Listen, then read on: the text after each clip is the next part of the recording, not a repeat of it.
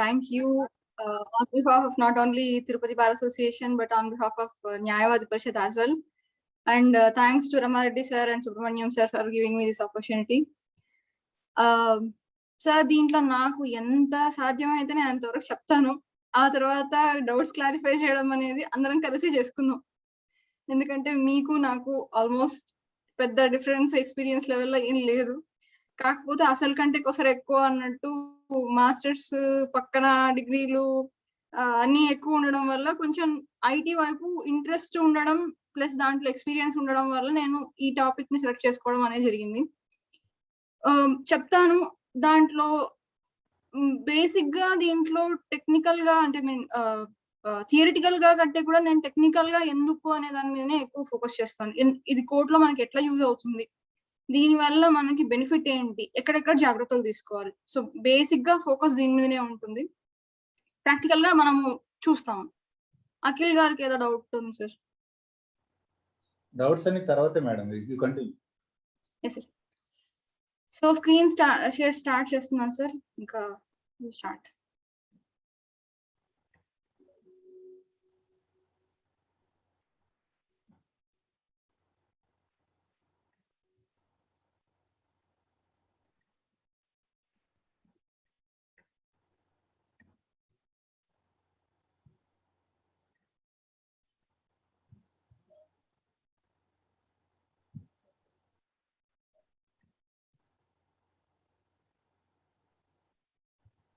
Okay, so నా పేరు మీకు అందరికి తెలిసే ఉంటుంది, కేదార గౌరి.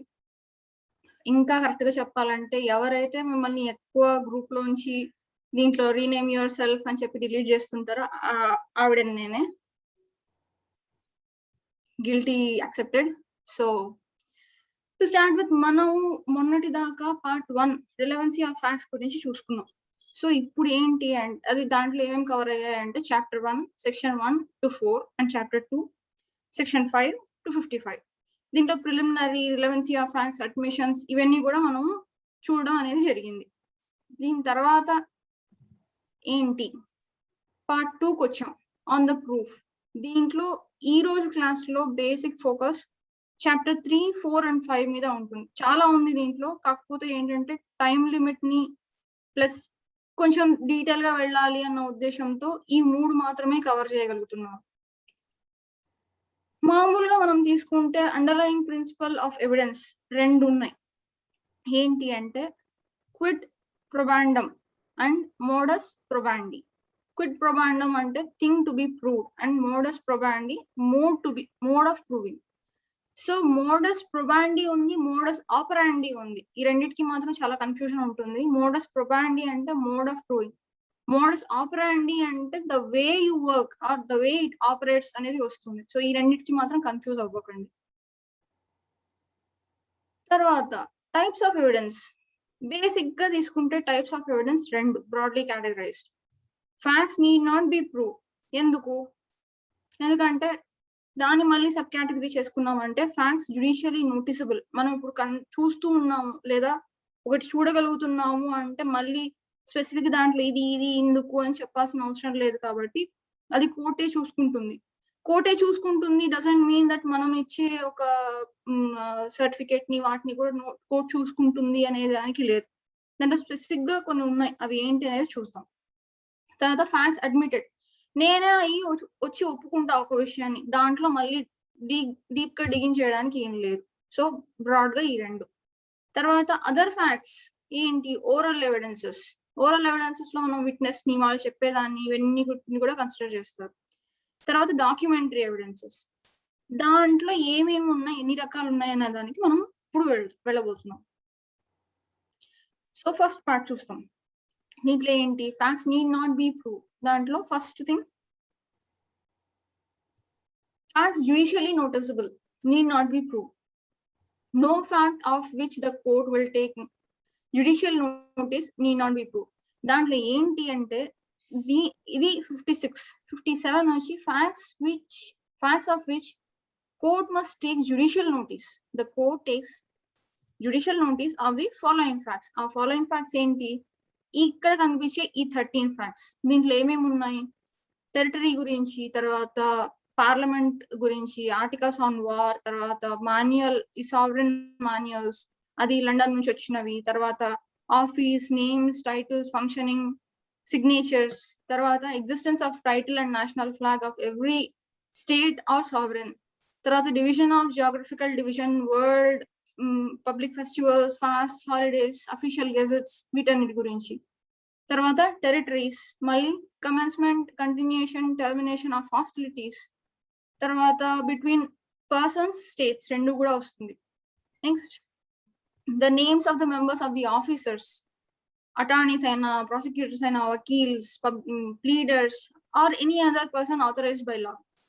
తర్వాత రూల్ ఆఫ్ ద రోడ్, దీంట్లో అన్ని public matters, histories, literature, science, arts అన్ని వస్తాయి. దీనికి మెయిన్ గా ఏంటంటే ఒక పర్సన్ దీంట్లో ఉంది అంటే కోర్టు ఎప్పుడు నమ్మదు, అది తెచ్చి చూపించాలి. కాకపోతే ఏంటంటే దీంట్లో పలానా బుక్ లో ఉంది అనేది మనం మెన్షన్ చేస్తే మిగిలింది కోర్టు చూసుకుంటుంది. కాబట్టి దీంట్లో ఉన్నవి ఏమైనా మనం కోర్టుకు చెప్పాలి, పలానా దాంట్లో ఉంది అనేది రెఫర్ చేయాలి. కానీ కోర్టు బాధ్యత ఏంటి అంటే దే రెఫర్, మనం చెప్పేది వినరు. దాంట్లో పండగ ఇప్పుడు కాదు, ఈ రోజు పండగ కాదు, రేపు పండగ అంటే దే విల్ నాట్ బిలీవ్, ఎందుకంటే బేస్డ్ ఆన్ దీస్. తర్వాత facts admitted need not be prove, నేనే ఈ మర్డర్ చేశాను అంటే మనం లాస్ట్ క్లాస్ లోనే తెలుసుకున్నాం, అది దాంట్లో ఇన్ఫ్లుయెన్స్ ఉండడం కానీ, కోయర్షన్ ఉండడం కానీ, ఎవరైనా వాళ్ళని బలవంతం పెట్టడం కానీ చేస్తే అది అడ్మిట్ అవ్వదు. సో అట్లా లేని పక్షంలో వచ్చేవి అడ్మిట్ అవుతాయి. So facts need not be prove, దాంట్లో ఏంటి ఫ్యాక్ట్ అడ్మిటెడ్ సెక్షన్ 58.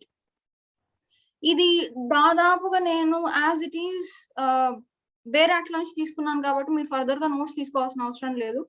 నేను ఈ పవర్ పాయింట్ ప్రెజెంటేషన్ మీతో షేర్ చేస్తాను అయిపోయిన తర్వాత. So don't worry, notes taking గురించి ఏం వరీ అవ్వకండి, I share it with you. ఇది క్లాస్ కోసమే చేశాను కాబట్టి నాకు కూడా ఏమి దీంట్లో ఇది లేదు. So no fact need to be proved in any proceedings which the parties thereto or their agents agree to admit at the hearing, or which before the hearing they agree to admit by any writing under their hand, or by which any rule of pleading in force at the time they deem to have admitted their pleading.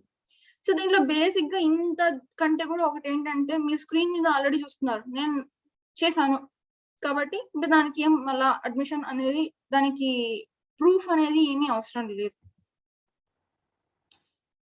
సరే, ఒకవైపు అయిపోయింది. Second side చూద్దాం. Other facts if in issue or relevant may be proved by.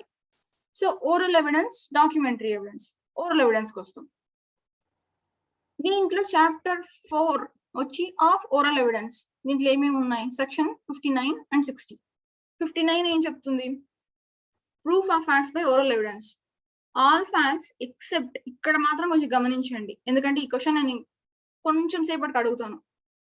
Except the contents of the documents all electronic records may be proved by oral evidence. All facts except the contents of documents of electronic evidence may be proved by oral evidence. సరే, oral evidence అంటే ఏంటి? Oral evidence must be direct. Oral evidence must in all cases what ever B directed. That is to say ఏమేమి, ఇప్పుడు for example నేను ఎక్కడో ఎవరో చెప్పింది విన్నాను, లేదా ఏం చెప్తాను, నేను కోర్టులో నేనే ఒక సాక్ష్యం చెప్తున్నాను, అతను పలానా వాడిని మర్డర్ చేస్తుంటే ఇంకెవరో 4th person వచ్చి నాకు చెప్పాడు అని నేను వెళ్ళి కోర్టులో చెప్తే అది వాలిడా? అది కన్సిడర్ చేస్తారా, చెయ్యరా? ఆబ్వియస్లీ చెయ్యరు. ఎందుకంటే this is a hearsay evidence. Hearsay evidence is no evidence. So ఆ బేసిస్ మీద ఓరల్ అన్నప్పుడు ఏంటి, నేను చూసి ఉండాలి, నా కళ్ళతో నేను చూసి ఉండాలి, నా కళ్ళతో నేను విని ఉండాలి అక్కడ జరిగింది ఏంటి అనేది స్వయాన అది నేను ఫీల్ అయ్యి, నా సెన్స్ ఆర్గన్స్ తో నేను ఫీల్ అయ్యి చెప్తేనే అది ఎవిడెన్స్ కింద మార్క్ అవుతుంది. లేదు కోర్టులో వచ్చి ప్రామిస్ యువర్ ఆనర్ నేను అన్ని నిజమే చెప్తాను, అబద్ధం చెప్పను అని చెప్పి ప్రామిస్ తీసుకుని ఓత్ మీద లేదు అతను ఎవరో వాళ్ళ సెకండ్ పార్టీ నుంచి నాకు తెలిసింది నేను వచ్చి మీకు చెప్తున్నాను అంటే నాది ఎవిడెన్స్ కింద కన్సిడర్ చేయరు. సో మొత్తం దీని గ్రౌండ్ రూల్ ఏంటి అంటే ఓరల్ ఎవిడెన్స్ అనేది డైరెక్ట్ గా ఉండాలి, వేరే ఎవరో చెప్పినది అక్కడ తీసుకోవడం జరగదు. దాంట్లో కూడా మళ్ళీ ఏంటంటే రెఫరెన్స్ ఏదైనా ఒక మెటీరియల్ రెఫరెన్స్ ఉంది అంటే, ఆ డాక్యుమెంటెడ్ రెఫరెన్స్ ఉందంటే అది కూడా పెట్టాలి. కానీ మనం చెప్పేది ఆ డాక్యుమెంటెడ్ ఎవిడెన్స్ కి రెండిటికి కూడా కోరిలేషన్ ఉండాలి. అట్లా లేకుండా మనం ప్రొవైడ్ చేసిన డాక్యుమెంట్ ఒకటి చెప్తోంది, మనం ఇంకోటి చెప్తున్నాం, ఆ రెండిటికి సంబంధం లేదు అంటే ఆ ఎవిడెన్స్ కూడా ఓరల్ ఎవిడెన్స్ కిందకి కన్సిడర్ చేయరు. సరే, evidences other facts in issue.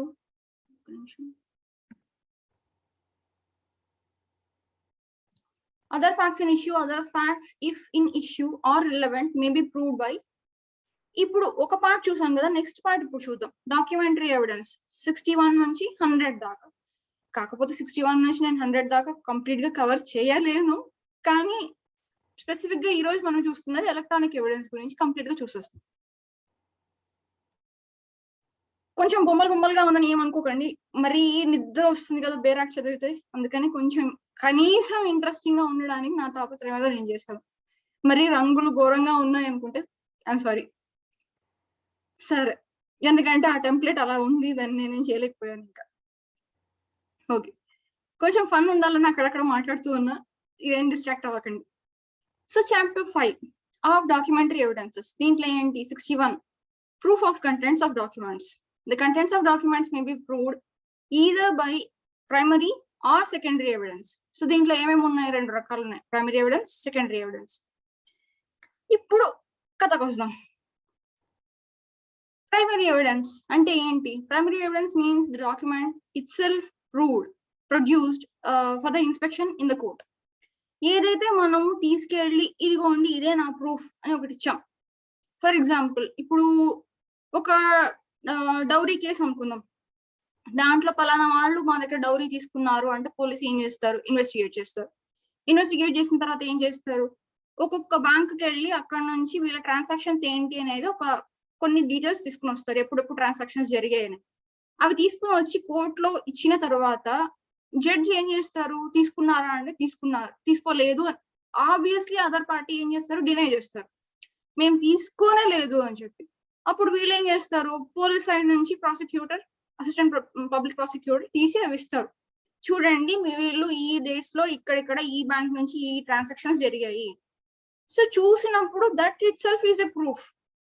ఏంటది ప్రైమరీ ఎవిడెన్స్ కిందకి వస్తుంది, ఎందుకంటే ఎవరైతే ప్రొవైడ్ చేస్తున్నారో వాళ్ళ దగ్గర నుంచి డైరెక్ట్ గా పోలీస్ ఇన్వెస్టిగేషన్ లో అవి బయటపడి తీసుకుని కోర్టులో రావడం వల్ల, అది ఎటువంటి దాంట్లో అంటే మధ్యవర్తులు కానీ వీళ్ళు కానీ ఎవరు లేకపోవడం వల్ల, అది యాజ్ ఇట్ ఈజ్ వచ్చిన దాని వల్ల ప్రైమరీ ఎవిడెన్స్ కింద కన్సిడర్ చేస్తారు.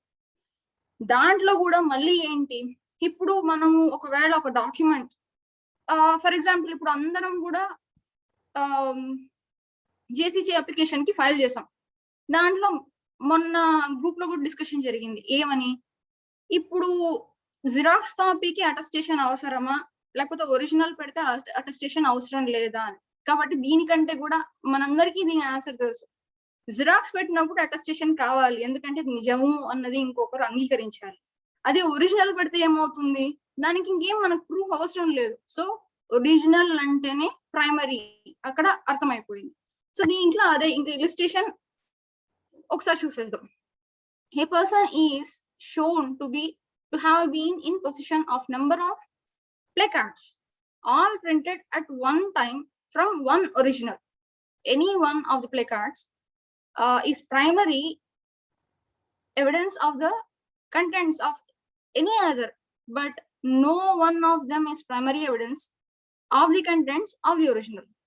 సో ఇక్కడ ఏంటి, ఇప్పుడు మాకు ఎగ్జామ్స్ పెట్టండి, మాకు ఎవరు అన్నారు అనుకోండి, అదే విషయం, పోనీ మా స్కూల్స్ వద్దు హాలిడేస్ ఇవ్వండి అని చెప్పి అందరూ బ్యానర్లు పట్టుకుని వెళ్తూ ఉన్నారు.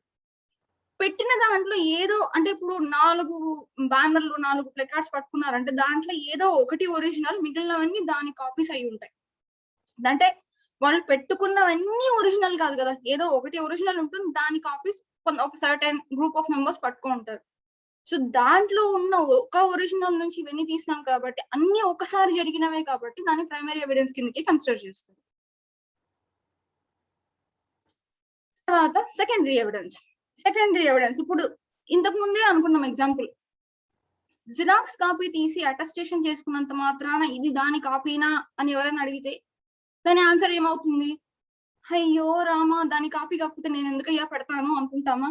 అదే దీని ఆన్సర్. ఎందుకంటే సర్టిఫైడ్ కాపీస్ కానీ ఒరిజినల్ నుంచి మెకానికల్ గా తీసిన ఏ కాపీస్ అయినా కానీ, లేదంటే 2 డాక్యుమెంట్స్ పక్క పక్కన పెట్టినప్పుడు దీనికి దానికి తేడా ఏమీ లేకపోవడం కానీ, counter part of that document అవ్వడం కానీ, లేదంటే ఓరల్ అకౌంట్ లో మనం తీసుకున్న డాక్యుమెంట్ కి ఇంకొక పర్సన్ నేను చూశాను, నేను చేశాను. ఇప్పుడు విట్నెస్ అంటే ఏంటి? నేను వీళ్ళు ఇది రాసినప్పుడు ఆ సమక్షంలోనే నేను ఉన్నాను, నేను స్వయాన అది విట్నెస్ చేశాను, నేను దానికి సాక్ష్యం అనేదే కదా అక్కడ సాక్ష్య సంతకం, విట్నెస్. ఏదో ప్రతి దానికి అంటే I guarantee you that this happened at so and so time on so and so date at so and so occasion. So adi secondary evidence కింద మనం చూస్తాం. Illustrations ఏంటి? A photograph of the original is secondary evidence of its contents, though the two have not been compared if it is proved that the thing photographed was original. ఇప్పుడు మన వాళ్ళు Adobe ఫోటోషాప్లు రకరకాల applications వచ్చిన తర్వాత ఏం చేస్తున్నారు? Morphings నుంచి అన్ని రకరకాలుగా జరుగుతున్నాయి. దాంట్లో ఏంటి, ఒరిజినల్ ఇది ఒరిజినల్ అయినా అని మనమే 1-2 సార్లు చూసే అంతటి అయితే ఉంది. కాబట్టి ఒరిజినల్ కి జిరాక్స్ కి పెద్ద డిఫరెన్స్ ఉండకూడదు.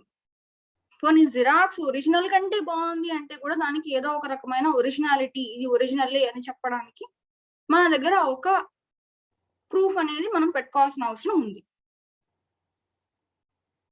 So the copies transcribed from a copy but afterward compared with original. ఇది అయిపోయిందా?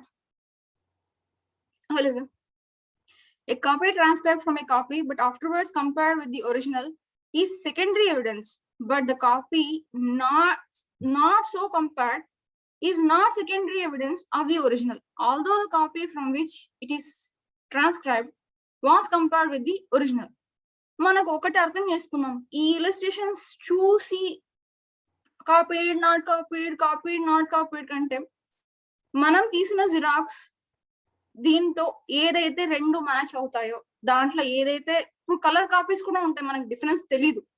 కానీ ఒరిజినల్ ఎప్పటికీ ఒరిజినల్లే, జిరాక్స్ ఎప్పటికీ Xerox, whether it be colour or black and white, దాంట్లో ఒరిజినల్ అనేది ఉంటుంది. సో దాంట్లో మళ్ళీ డీటెయిల్స్కి వెళ్తే ఏంటి, సిగ్నేచర్, టైం, ఎప్పుడు, అకేషన్, టైటిల్, ఇవన్నీ కూడా మనం కన్సిడర్ చేయాల్సి వస్తుంది. 64.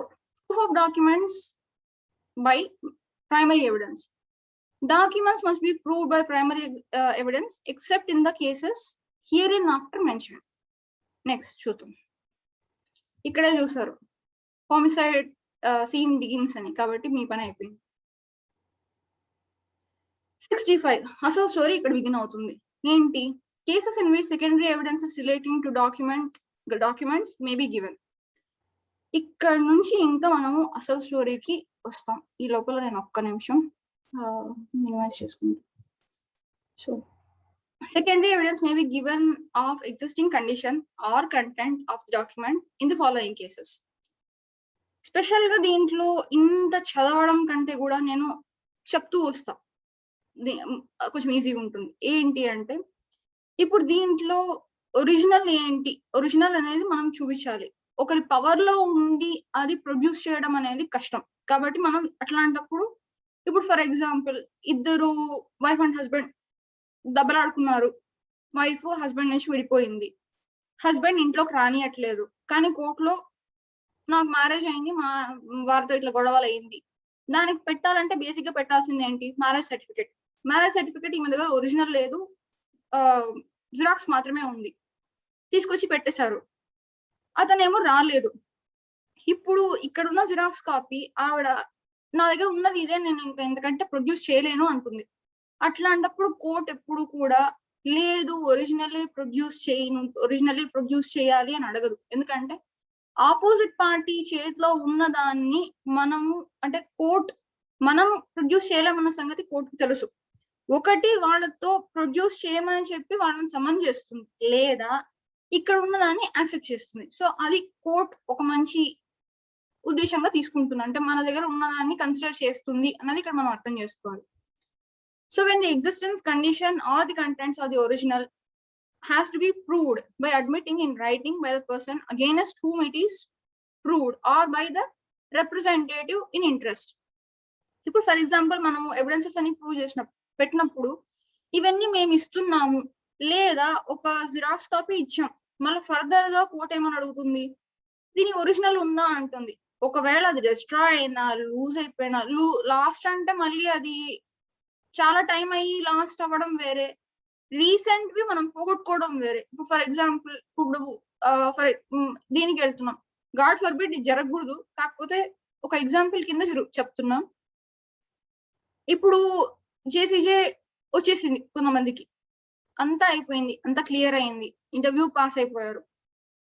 ఒక్కసారి మీది ఇంటర్వ్యూకి వెళ్ళేటప్పుడు కొన్ని వాళ్ళు ఒక లిస్ట్ ఆఫ్ డాక్యుమెంట్స్ అడిగారు. అడిగినప్పుడు దాంట్లో ఒక డాక్యుమెంట్ మిస్ అయింది, ఎంత వెతికినా దొరకలేదు. ఏం చేస్తాం? వెళ్ళి పోలీస్ స్టేషన్ లో ఇట్లా నా డాక్యుమెంట్ కనపడడం లేదు, ఎప్పుడు పోయిందో నాకు తెలియదు అని చెప్తాం. చెప్పినప్పుడు అంటే ఒకటి మనం ఎప్పుడైతే రియలైజ్ అయ్యాము నాది పోయింది అని, మనం వెంటనే కంప్లైంట్ అనేది ఇస్తాం. అట్లా ఇవ్వకుండా నాది పోయింది అంటే అది నెగ్లిజెన్స్ కింద వస్తుంది. కానీ మన బాధ్యత అనేది ఎక్కడ తెలుస్తుంది అంటే ఇట్ హ్యాస్ బీన్ లాస్ట్ అని చెప్పి వాళ్ళ దగ్గర నుంచి ఒక అక్నాలెడ్జ్మెంట్ తీసుకొని నాది పోయింది వాళ్ళు వెతుకుతున్నారనో, లేకపోతే యూనివర్సిటీకి వెళ్ళి నాది పోయిందని చెప్పి వాళ్ళ దగ్గర ఇంకొక కాపీ తీసుకుని రావడము, అంటే దాని మీద మళ్ళీ డూప్లికేట్ అని ఒక ఇది కూడా వేస్తారు. కాకపోతే ఏంటంటే దట్ ఈస్ ఒరిజినల్, ఎందుకంటే మనది పోయింది, మనం ఒక కాపీ తీసుకున్నాం కాబట్టి మన దగ్గర అది ఉంది. ఇట్ డజంట్ మీన్ అక్కడ తీసుకునేది డూప్లికేట్ అని కాదు, it is just that this is a copy of the same అనేది. సో అది కన్సిడర్ చేస్తారు. when the original is of such nature and is not easily moved. సరే, ఇప్పుడు ఇంకొకటి కూడా చూద్దాం. దీంట్లో ఏంటి, మా దగ్గర పెద్ద బంగ్లా ఉంది అంటే దాన్ని కోర్టుకు తీసుకుని రాలేము, కానీ దాని ఫొటోస్ తీసుకుని రావచ్చు. సో అట్లాంటి ఒక ఇది. And when the original is public document within the meaning of section 74, and when the original is the document which is certified copy of is permitted in this act. ఇంతకు ముందు చెప్పుకున్నాం దీని గురించి. When the original consists of numerous accounts and other documents which cannot conveniently be examined by the court and the fact to be proved is ఇవన్నీ వస్తుంది. దాంట్లో ఏంటంటే ఇప్పుడు ఇంతకు ముందు చెప్పాం, ఇప్పుడు అంబానీ వాళ్ళకి ఏదైనా గొడవ వచ్చింది అనుకోండి, వాళ్ళ సర్టిఫైడ్ కాపీస్ మనము కౌంట్ చేయలేనని ఉంటే అన్ని న్యూమరస్ అకౌంట్స్ అని న్యూమరస్ డాక్యుమెంట్స్ దాంట్లో ఉంటాయి. కాబట్టి అవన్నీ చేయాలి అంటే దానికి ఏదో ఒక రకమైన డాక్యుమెంటేషన్ అనేది ఉండాలి. అవన్నీ కూడా ఎగ్జామిన్ చేయడం అనేది ఇక్కడ జరుగుతుంది. ఇప్పుడు మీకు ఒక చిన్న test, primary document, secondary document, oral, documentary ఇవన్నీ అయ్యాయి కదా.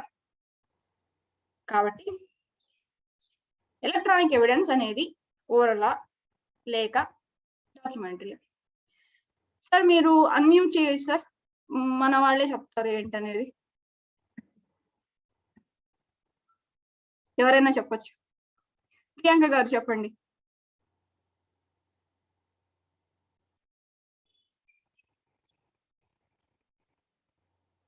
సుయోధన గారు చెప్పొచ్చు.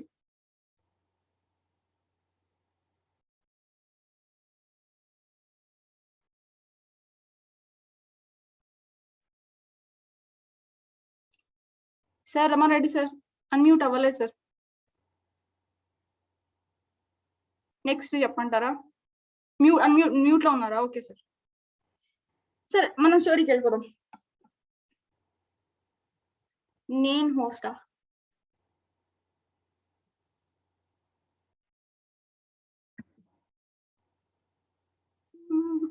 కాదు. Okay, anyways next slide move అవుదాం సార్. దీన్ని అంటే ఇది ఒక సస్పెన్స్ గా పెట్టుకోండి. Next will move on. కానీ అసలు మీకు డౌట్ వస్తుంది, ఓరల్, డాక్యుమెంటరీ ఇవన్నీ ఎవిడెన్సెస్, ఎగ్జామ్ ఉంది కదా, మరి ఇది ఎందుకు అని. This is not only for the exam. ఒకవేళ వచ్చింది, రాలేదు, నెక్స్ట్ చూడాల్సి వచ్చింది, ఇట్లాంటివే కేసెస్ ఎక్కువ వచ్చినాయి అంటే కూడా మనకి ఒక జనరల్ ఐడియా అనేది దీని మీద ఉండడం, కాన్స్టిట్యూషన్ మీద అందరికి అడ్వకేట్స్ కి ఎట్లా మస్ట్ అండ్ షుడ్ నాలెడ్జ్ ఉండాలనో, ఎలక్ట్రానిక్ ఎవిడెన్స్ మీద కూడా అంతే అవగాహన ఉండడం అనేది చాలా ఇంపార్టెంట్. అందుకని ఇది చెప్తున్నా. దీంట్లో ముందుగా మనం చూడవలసింది ఏంటి, టెక్నాలజికల్ అడ్వాన్స్మెంట్. టెక్నాలజికల్ అడ్వాన్స్మెంట్ అంటే ఇప్పుడు ప్రతిరోజు కూడా ఏదో ఒక రకమైన టెక్నాలజికల్ అడ్వాన్స్మెంట్ జరుగుతుంది, కానీ అందరికీ దాని గురించి తెలుసా? తెలియదు. ఇప్పుడు జనరల్ గా మీరు చాలా మంది అడ్వకేట్స్ దగ్గర జూనియర్స్ గా ఉంటారు. జనరల్ దీంట్లో ఏంటి, మనం ఒక టెంప్లెట్ అనేది ఫాలో అవుతాం. కాపీ పేస్ట్ చేయండి అంటారు, తొందరగా ఇవ్వాలి, సాయంత్రం కంతా ఇవ్వాలి, కాపీ పేస్ట్ చేయండి. కాపీ పేస్ట్ చేసినప్పుడు ఒక్కొక్కసారి మనకి అక్కడ ఉన్నవి ఉన్నట్టు, ఇప్పుడు నా దాంట్లో కూడా నేను కొన్ని కాపీ పేస్ట్ చేశాను, మీకు అది చూస్తూనే ఆ బ్రాకెట్స్ దాన్ని చూస్తూనే అర్థం అవుతుంది ఏది కాపీ పేస్టెడ్, ఏది నాకే నేను రాశాను అనేది. ఇప్పుడు దీంట్లో మనకి అర్థమైనప్పుడు జడ్జికి ఇంకా ఈజీగా అర్థమవుతుంది దీంట్లో ఏది కాపీ పేస్టెడ్, ఏది ఒరిజినల్, ఏది మనం చేసాం, ఏది చేయలేదు అని. ఏది ఎందుకు చేసామనే దీంట్లో వచ్చినప్పుడు ఒక టెక్నికల్ గా తెలిసిన వాళ్ళు రాయడానికి, తెలియని వాళ్ళు రాయడానికి చాలా తేడా ఉంటుంది. ఎందుకు అనేది మనం చూస్తాం. తర్వాత ఇంటర్ప్రిటేషన్ క్లాస్. సో దీంట్లో ఏంటి అంటే ఇంటర్ప్రెట్ అంటే ఇప్పుడు మనం నిన్న చాలా పెద్ద డిస్కషన్ జరిగింది ఆ హోమిసైడా కాదా అనే విషయం గురించి. సో దాంట్లో ఏంటి, బేసిక్ గా that is an interpretation class. ఇది నిజమా కాదా, ఇది దీనికి వస్తుందా రాదా, సో ఇట్లాంటివి జరిగినప్పుడు అది ఇంటర్ప్రిటేషన్ క్లాస్ కింద తీసుకోవడం అనేది జరుగుతుంది. దాంట్లో ఏంటంటే గ్యాప్ బిట్వీన్ లాయర్స్ అండ్ లా డ్రాఫ్టర్స్. లా డ్రాఫ్టర్స్ అంటే ఎవరు, పార్లమెంట్ లో జరిగి బిల్ పాస్ అయ్యి వస్తుంది, సో ఆ చేసే వాళ్ళు లాయర్లు కాదు, కానీ దాన్ని యూజ్ చేసుకునే వాళ్ళు మాత్రం లాయర్లు, అవునా? అక్కడ వాళ్ళకి ఏంటి, మీకు సాధ్యమైతే అర్థం చేసుకోండి అంటే మేము చేసేసాం, ఇంకా రెస్ట్ మీ ఇష్టం అన్నట్టు ఉంటుంది. కానీ ఆ ఇష్టం అనేది ఎట్లా అవుతుంది, ఇప్పుడు ఆ ఏనుగును మీరు చూస్తున్నారు, దాంట్లో ఒకరేమో అందరి కళ్ళ గంటలు కట్టుకున్నారు. సో అదేమంటే ఇండియా నుంచి వెళ్ళిన ఎగ్జాంపులే, 6 blind men and an elephant అని చెప్పి. దాంట్లో ఏంటంటే తొండం పట్టుకున్న వాడేమో ఇది పాములాగా ఉందంటాడు, కాలు పట్టుకున్న వాడేమో ట్రీ లాగా ఉందంటాడు, ముందర దంతాలు పట్టుకున్న వాడేమో స్పియర్ అంటాడు, చెవులు పట్టుకున్నవాడు ఫ్యాన్ అంటాడు, ఇంకా మీరే చూస్తున్నారు. సో ఒకరేమో రోప్ అంటే, ఇంకొకరేమో వాల్ అంటే, ఒక్కొక్కరి పర్సెప్షన్. అందరూ చెప్పేది నిజమే, కాకపోతే వాళ్ళ వే ఆఫ్ పర్సెప్షన్ లో వాళ్ళు చెప్తున్నారు. అంటే మనం ఏదైతే తెలుసో, దేని గురించి అయితే మనకు తెలుసో అదే చెప్పగలం.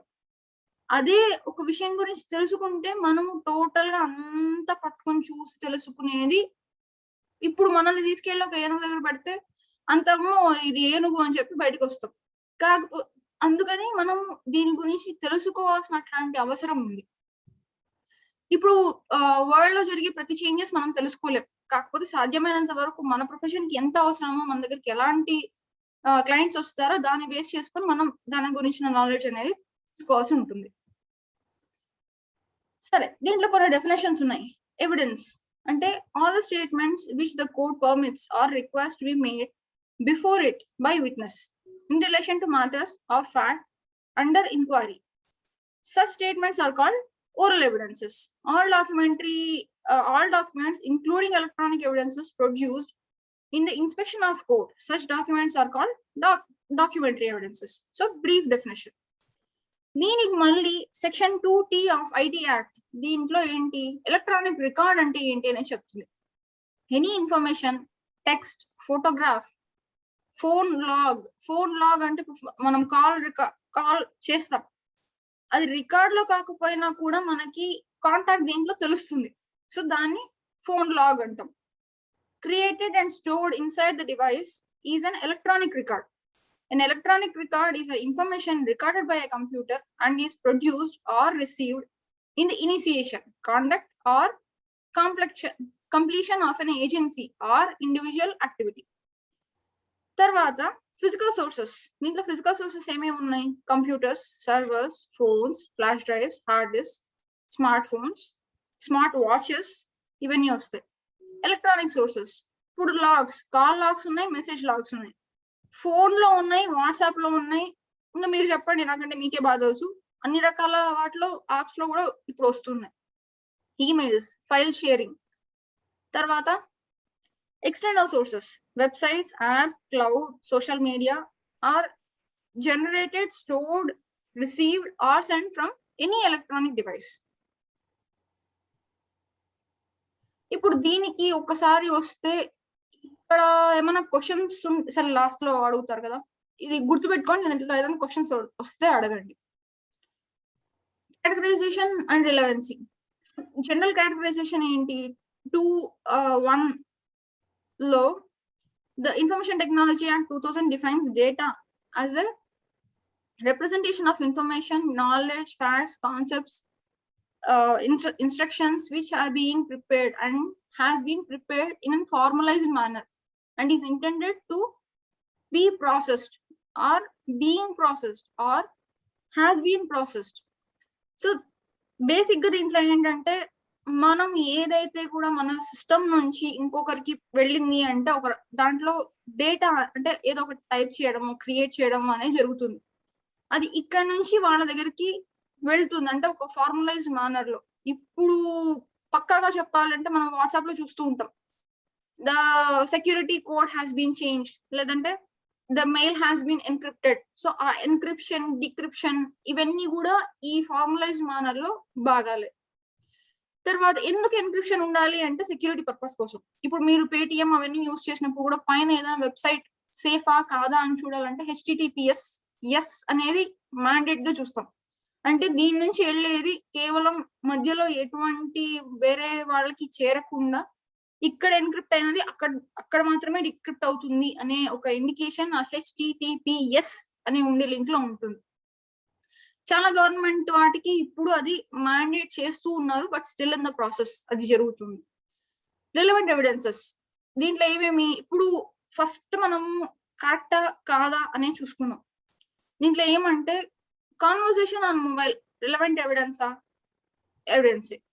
ఇప్పుడు mobile phone snatched by a thief, నాది వాడెవడో దొంగతనం చేసుకుని పోయాడు, అది పట్టుకుని రండి నేను మళ్ళీ ఇస్తా అంటే అది జరగదు, అది కాదు. So it is not a relevant evidence. తర్వాత డిఫమేటరీ పోస్ట్ ఆన్ ఫేస్బుక్. ఇప్పుడు ట్రోలింగ్ అనేది దీంట్లో మళ్ళీ లేదు, ఇంకా రాలే. ట్రోలింగ్ ఇంకా ఎటువంటి ఇది లేదు, ట్రోల్స్ కి లేవు. తర్వాత ఎమిజోస్ కి ఇంకా ఎటువంటి రూల్స్ లేవు. కాకపోతే దాంట్లో ఎవరైనా సపోజ్ ఒక డిఫమేటరీ పోస్ట్ ఫేస్బుక్ లో పెట్టారు అంటే అది రిలవెంట్ ఎవిడెన్స్. తర్వాత EFIRs ఇప్పుడు కొత్తగా వస్తున్నాయి. మనం ఇక్కడ లేకపోయినా కూడా ట్రైన్ లో కూర్చొని ఎవరైనా వేరే వాళ్ళ మీద కంప్లైంట్ అనేది ఇస్తే, ఈ FIR ఫైల్ చేస్తే అది కాకపోతే దీంట్లో EFIR కి కంప్లైంట్ కి డిఫరెన్స్ ఉంది, అది కూడా మనం గమనించుకోవాలి. ప్లెయింట్ అయినా, కంప్లైంట్ అయినా, రిటర్న్ స్టేట్మెంట్ అయినా రిలవెంట్ ఎవిడెన్సెస్ లోకి రాదు. తర్వాత అడ్మిసిబిలిటీ ఆఫ్ ఎలక్ట్రానిక్ రికార్డ్. ఇక్కడ సెక్షన్ 65B ఇక్కడ నుంచి యాక్చువల్ ఎలక్ట్రానిక్ ఎవిడెన్సెస్ అనేవి ఏంటి అనేది చూస్తాం. దీంట్లో బేసిక్ గా ఇక్కడ మనం చూడవలసింది ఏంటంటే దాదాపు అక్కడ ఏం చూసామో అవే రిపీట్ అవుతాయి. కాకపోతే దీంట్లో ఒక్కొక్క దాంట్లో ఒక పర్టికులర్ వర్డ్స్ అనేది మనం చూసుకోవాలి. షల్ అనే దానికి, మే అనే దానికి ఉన్న డిఫరెన్స్ ఇక్కడ మనం చూసుకోవాల్సి వస్తుంది. షల్ అన్నప్పుడు తీసుకుంటాము, మే అన్నప్పుడు తీసుకోవచ్చు అనే రెండు విషయాలు మనం చూసుకుంటాం. So not with standing anything contained in this act, any information. Hello sir, వినపడుతుందా? ఓకే, వినిపిస్తుంది మేడం. Okay, continue. వినపడుతుందా సార్? కంటిన్యూ మేడం, వినిపిస్తుంది. ఓకే, నాకు ఇంటర్నెట్ కొంచెం లాస్ట్ అయింది. Notwithstanding anything contained in this act, any information contained in an electronic evidence which is printed on a paper, stored, recorded or copied on an optical or magnetic media, produced on a computer, shall be deemed అంటే తీసుకుంటాము, ఇది evidence గా consider చేస్తాము అని, if the conditions mentioned in this section are satisfied in relation to the information.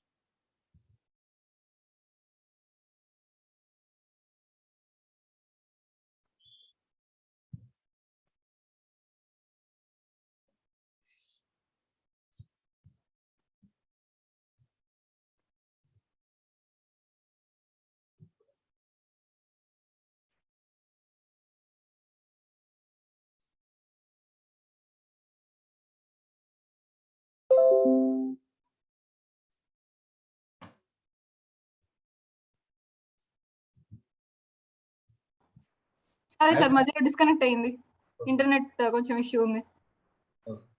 ఈ వర్షం పుణ్యమా అని సార్ స్క్రీన్ షేరింగ్ ఆప్షన్ ఇవ్వండి సార్.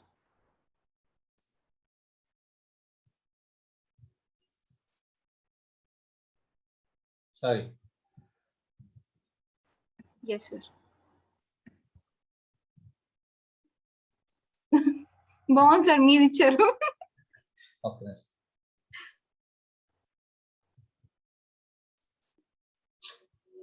సో ఇప్పటిదాకా చెప్పినది ఎవరికైనా బోర్ కొట్టిందా, బానే ఉందా, ఓకేనా? తలలు ఊపండి చాలు. అమ్మయ్య. ఓకే.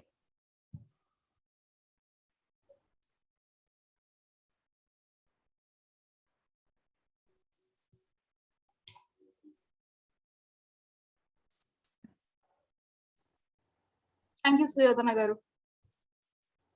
మేడం. ఎస్ సార్ వచ్చింది.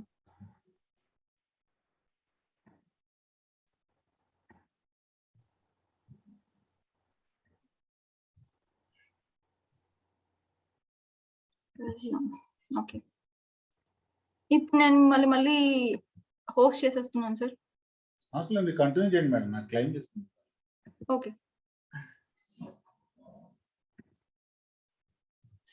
సో షల్ బి డీమ్డ్ అనేది ఇక్కడ మనం చూస్తాం.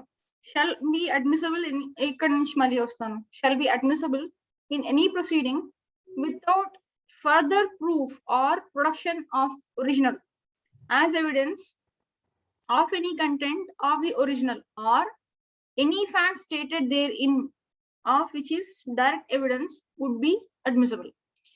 సరే, ఇప్పుడు ఒక డివిడిలో ఒక విషయం రికార్డ్ అయ్యి ఉంది, మనం అది తీసుకొని పోయి కోర్టులో ఇస్తున్నాం. ఇక్కడ స్పెసిఫిక్ గా నేను 65B గురించి ఈ రోజు ఎక్కువ డిస్కస్ చేస్తాను, ఎందుకంటే ఒకసారి ఇది చాలా తక్కువ మందికి తెలుసు, కాకపోతే తెలుసుకోవడం అనేది చాలా ముఖ్యం. ఎగ్జాంపుల్, మనం ఒక మెమరీ కార్డ్ లేదా ఒక పెన్ డ్రైవ్ లేదా ఐపాడ్ లేదా ఫ్లాష్ డ్రైవ్ లేదా ఒక కాంపాక్ట్ డిస్క్ ఏదైనా తీసుకెళ్లి కోర్టులో ఎవిడెన్స్ గా ఇచ్చాం. ఫస్ట్ మనం ఇస్తూనే దాంతో పాటు 65B సర్టిఫికేట్ అనేది కూడా ఇవ్వాలి. అది ఇవ్వలేదు అంటే ఆటోమేటిక్ గా మనం ఇంత కష్టపడి ఏదైతే డ్రైవ్ డివైస్ మనం ఇచ్చామో కోర్టులో అది వ్యాలిడ్ కాదు. థంబ్ రూల్ ఇదే. ఒకటి ఏదైనా మనం ఇచ్చాం కోర్టుకి అంటే దాంతో పాటు ఒక ఎనీ ఎలక్ట్రానిక్ డివైస్ ఇస్తున్నాము అంటే దాంతో 65B సర్టిఫికేట్ అనేది ఖచ్చితంగా ఉండాలి. దీనికి పోయేదానికంటే ముందు ఎప్పుడు ఇవ్వాలి అని ఫస్ట్ క్వశ్చన్ వస్తుంది, ఎందుకంటే మనం లిమిటేషన్ యాక్ట్ నిన్న మొన్న అంత చదివి ఈ పాటికి అన్నిటికీ లిమిటేషన్స్ అనేవి ఉన్నాయన్న సంగతి మనకు బాగా తెలుసు. సో లిమిటేషన్ ఏంటి అంటే లాస్ట్ విట్నెస్ ఎప్పుడైతే కోర్టులో చెప్తారో దానికంటే ముందు 65B అనేది కోర్టులో ఉండాలి. లేదా మీరు ఒకవేళ మీ 65B రెడీ కాలేదు, వాళ్ళు ఇంకా మీ క్లయింట్ ఇవ్వలేదు అంటే కోర్టుకి ధైర్యంగా చెప్పొచ్చు, సార్ లాస్ట్ విట్నెస్ అయిపోయే లోపల మేము ఇస్తాము. సో మీకు తెలుసు అన్న విషయం వాళ్ళకి తెలిసినప్పుడు వాళ్ళు కూడా కొంచెం కంట్రోల్లో ఉంటారు, తెలుసు వీళ్ళకి దీని గురించి, ఇంకా క్వశ్చన్స్ రావు. సో డిఫెన్స్ లో ఉన్న ప్రాసిక్యూషన్ లో ఉన్న లాస్ట్ విట్నెస్ అయ్యే లోపల అది కోర్టుకి చేరాలి. ఇక్కడ ఆప్టికల్ డివైసెస్ అంటే ఏంటి అనేది మీకు స్క్రీన్ మీద కనిపిస్తూ ఉన్నాయి. సో దీని గురించి ఇంక ఎక్స్ప్లెనేషన్ అవసరం లేదు. నెక్స్ట్, ఇది క్లాస్ 2. దీంట్లో ఏంటి? The conditions referred to in subsection 1 పైన చూసినవే. In respect of a computer output shall be following, namely the computer output containing the information was produced. ఇక్కడ మనం చూసుకోవాల్సింది రెగ్యులర్ అంటే ఇప్పుడు ఫర్ ఎగ్జాంపుల్ నేను నా ల్యాప్టాప్ ని కనీసం ఒక 4 సంవత్సరాలు వాడకుండా పెట్టేసి ఏదో సంఘటన జరగడము ఏదో అయింది కాబట్టి నేను యూజ్ చేసినాను, దాంట్లోంచి నేను ఏదో చూసాను అంటే అది ప్లాన్డ్ గా తీసినది అవుతుంది, కానీ రెగ్యులర్ కోర్స్ ఆఫ్ యాక్టివిటీలో మనం చేసినది అవ్వదు. ఇప్పుడు రెగ్యులర్ కోర్స్ అంటే ఏంటి? ఫర్ ఎగ్జాంపుల్ మన దగ్గర ఉన్న మన స్మార్ట్ ఫోన్స్ రోజు యూజ్ చేస్తాం, ఏదో ఒక సందర్భంలో దాన్ని వాడుతూనే ఉంటాం, కాబట్టి అది రెగ్యులర్ కోర్స్ లో చేస్తున్నది. ఇప్పుడు బయట ఎక్కడో ఎవరో అంటే ఇప్పుడు ఇక్కడెక్కడ పని చేయలేదు, లేదా కొంతమందికి ఇంట్లో ల్యాప్టాప్స్ ఉండవు, కంప్యూటర్స్ ఉండవు, అట్లాంటి వాళ్ళు ఇప్పుడు చేసి మనం ఫైల్ చేయడానికి కూడా కొంతమంది బయటికి వెళ్ళింటారు, అంటే బయట ఏమంటారు సైబర్ కేవ్స్ కి. సో ఆ సైబర్ కేఫ్ లో వాళ్ళు రెగ్యులర్ యాక్టివిటీలో ఉన్నప్పటికీ వాళ్ళకి అది రెగ్యులర్ కానీ మనకి కాదు. అట్లాంటప్పుడు అక్కడ నుంచి తీసుకునే 65B సర్టిఫికేట్ వాలిడా కాదా అన్నప్పుడు వాళ్ళు అంటే అప్పుడు డివైస్ ఎవరి దగ్గర ఉంటుందో వాళ్ళు ఇస్తారు. ఎందుకంటే దాని డీటెయిల్స్ మన దగ్గర ఉండవు. కాబట్టి వాళ్ళ దాంట్లో ఉన్నది మనం తీసుకొని ఇక్కడ కోర్టుకి ఇవ్వడం అనేది జరుగుతుంది. అప్పుడు కూడా అది కంప్లీట్ గా కన్సిడర్ చేస్తారు. బట్ ఏంటంటే దాంట్లో వాళ్ళ సైడ్ నుంచి రావాలి. ఆథెంటికేషన్ అనేది కూడా అక్కడ చిన్న ఇష్యూగా మారుతుంది. అదే మనం అయితే రెగ్యులర్ కోర్స్ ఆఫ్ యాక్టివిటీలో దాన్ని అంటే డ్యూరేషన్ ఇది మనము ఇప్పుడు నేను నా ల్యాప్టాప్ ని కనీసం ఒక 4 సంవత్సరాల నుంచి లేదా 10 సంవత్సరాల నుంచి యూజ్ చేస్తున్నాను. నా దగ్గర ఇవన్నీ స్టోర్డ్ ఇన్ఫర్మేషన్ ఉంది. లేదా నా ఈమెయిల్ అనేది ఇది ఎప్పటి నుంచో నేను యూజ్ చేస్తున్నాను. దీంట్లో జరుగుతున్న ట్రాన్సాక్షన్స్ అని ఎప్పటి నుంచో ఉన్నాయి. నేను రెగ్యులర్ గా యూజ్ చేస్తాను అన్న ఒక గ్యారంటీ అనేది కోర్టుకు రావాలి. అది ప్రూవ్ చేయాల్సిన బాధ్యత కూడా మనకే ఉంది.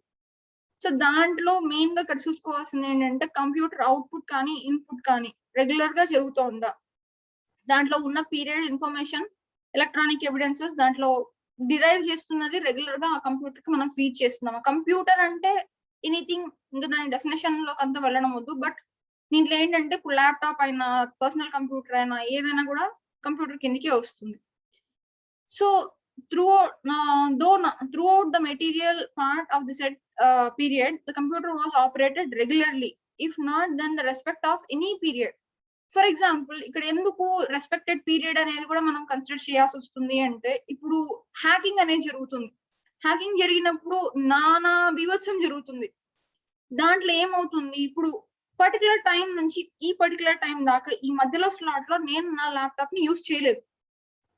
థర్డ్ పార్టీ దీంట్లో ఉంది. ఆ థర్డ్ పార్టీ ఎవరో నాకు తెలియదు. నా సిస్టమ్ అనేది హ్యాక్ చేయబడింది అని మనం కంప్యూటర్ ఇప్పుడు కంప్లైంట్ ఇచ్చామనుకోండి, మనం ఇచ్చే సర్టిఫికేట్ మీద అది బేస్ చేసుకుని ఉంటుంది. ఏంటంటే ఆ సర్టైన్ టైం స్లాట్ నేను ఎప్పుడు చెప్పగలవు అంటే మన హిస్టరీ లేకపోతే అప్పుడు జరిగిన ఒక ట్రాన్సాక్షన్ ని బేస్ చేసుకుని నేను లాస్ట్ చూసింది ఇదే, ఈ తర్వాత ఇవన్నీ నేను చూడలేదు కాబట్టి నాది ఎవరో హ్యాక్ చేశారు, అది మనం స్ట్రాంగ్ గా అనేది చెప్పొచ్చు. సో అక్కడ అక్యూరసీ అనేది ఉంది, కంటెంట్స్ అనేవి ఉన్నాయి. సో ఈ రెండు కూడా అంటే రెగ్యులర్ కోర్స్ టైం ఇవన్నీ కూడా దాంట్లో పర్టికులర్ గా మనం చూసుకోవాల్సిన విషయం. తర్వాత the information content in the electronic record produces or it's derived from such information fed into the computer in ordinary course of said activities. ఇంతకు ముందే మనం చూసుకున్నాం ఇవన్నీ కూడా రెగ్యులర్ కోర్స్ ఆఫ్ యాక్టివిటీలో జరగాల్సినవి, ప్లాన్ చేసుకొని ఎవరినో ఇరికించడానికి కోసం చేసేవి అయి ఉండకూడదు.